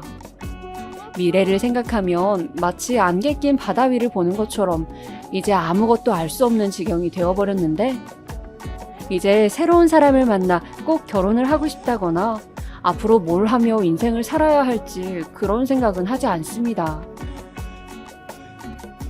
사실 모르겠어요. 단지 지금 당장 제가 할 수 있는 일과 해야만 하는 일을 할 뿐입니다. 그저 하루하루 세 끼 밥 챙겨 먹고 산책을 하고 오늘 하루만 생각하면서 지내고 있습니다. 오히려 그렇게 심플하게 지내니 마음이 편안해져 오더라고요. 어쩌면 모두가 저의 잘못을 받아들이고 누구는 용서하고 누구는 용서하지 못한다고 결론을 내릴 동안 정작 저 자신은 아직도 아무런 결론을 내리지 못하고 미적거리고 있는지 모르겠습니다. 이렇게 사연을 보내고 싶어진 건 역시 어쩌면 저 자신을 좀 더 이해해보고 싶어서인지 모르겠어요. 너무 횡설수설이죠? 제 마음이 아직 이런가 봅니다. 다만 확실한 것 한 가지는 오늘 여러분께 들려드린 제 이야기는 제 인생에서 가장 창피한 이야기였지만 그래도 이렇게 털어놓고 나니 이상하게 한결 마음이 편하다는 거예요. 여러분은 오늘 제 이야기를 들으며 어떠셨나요? 제가 드리고 싶은 말씀은 어떤 일이 있더라도 거짓말이 거짓말을 낳는 잘못은 하지 말라는 것입니다. 어느새 눈덩이처럼 커져서 혹독한 대가를 치러야 하거든요. 지금까지 제 이야기 들어주셔서 감사합니다. 그럼 모두 행복하고 즐거운 하루 보내시길 빌게요.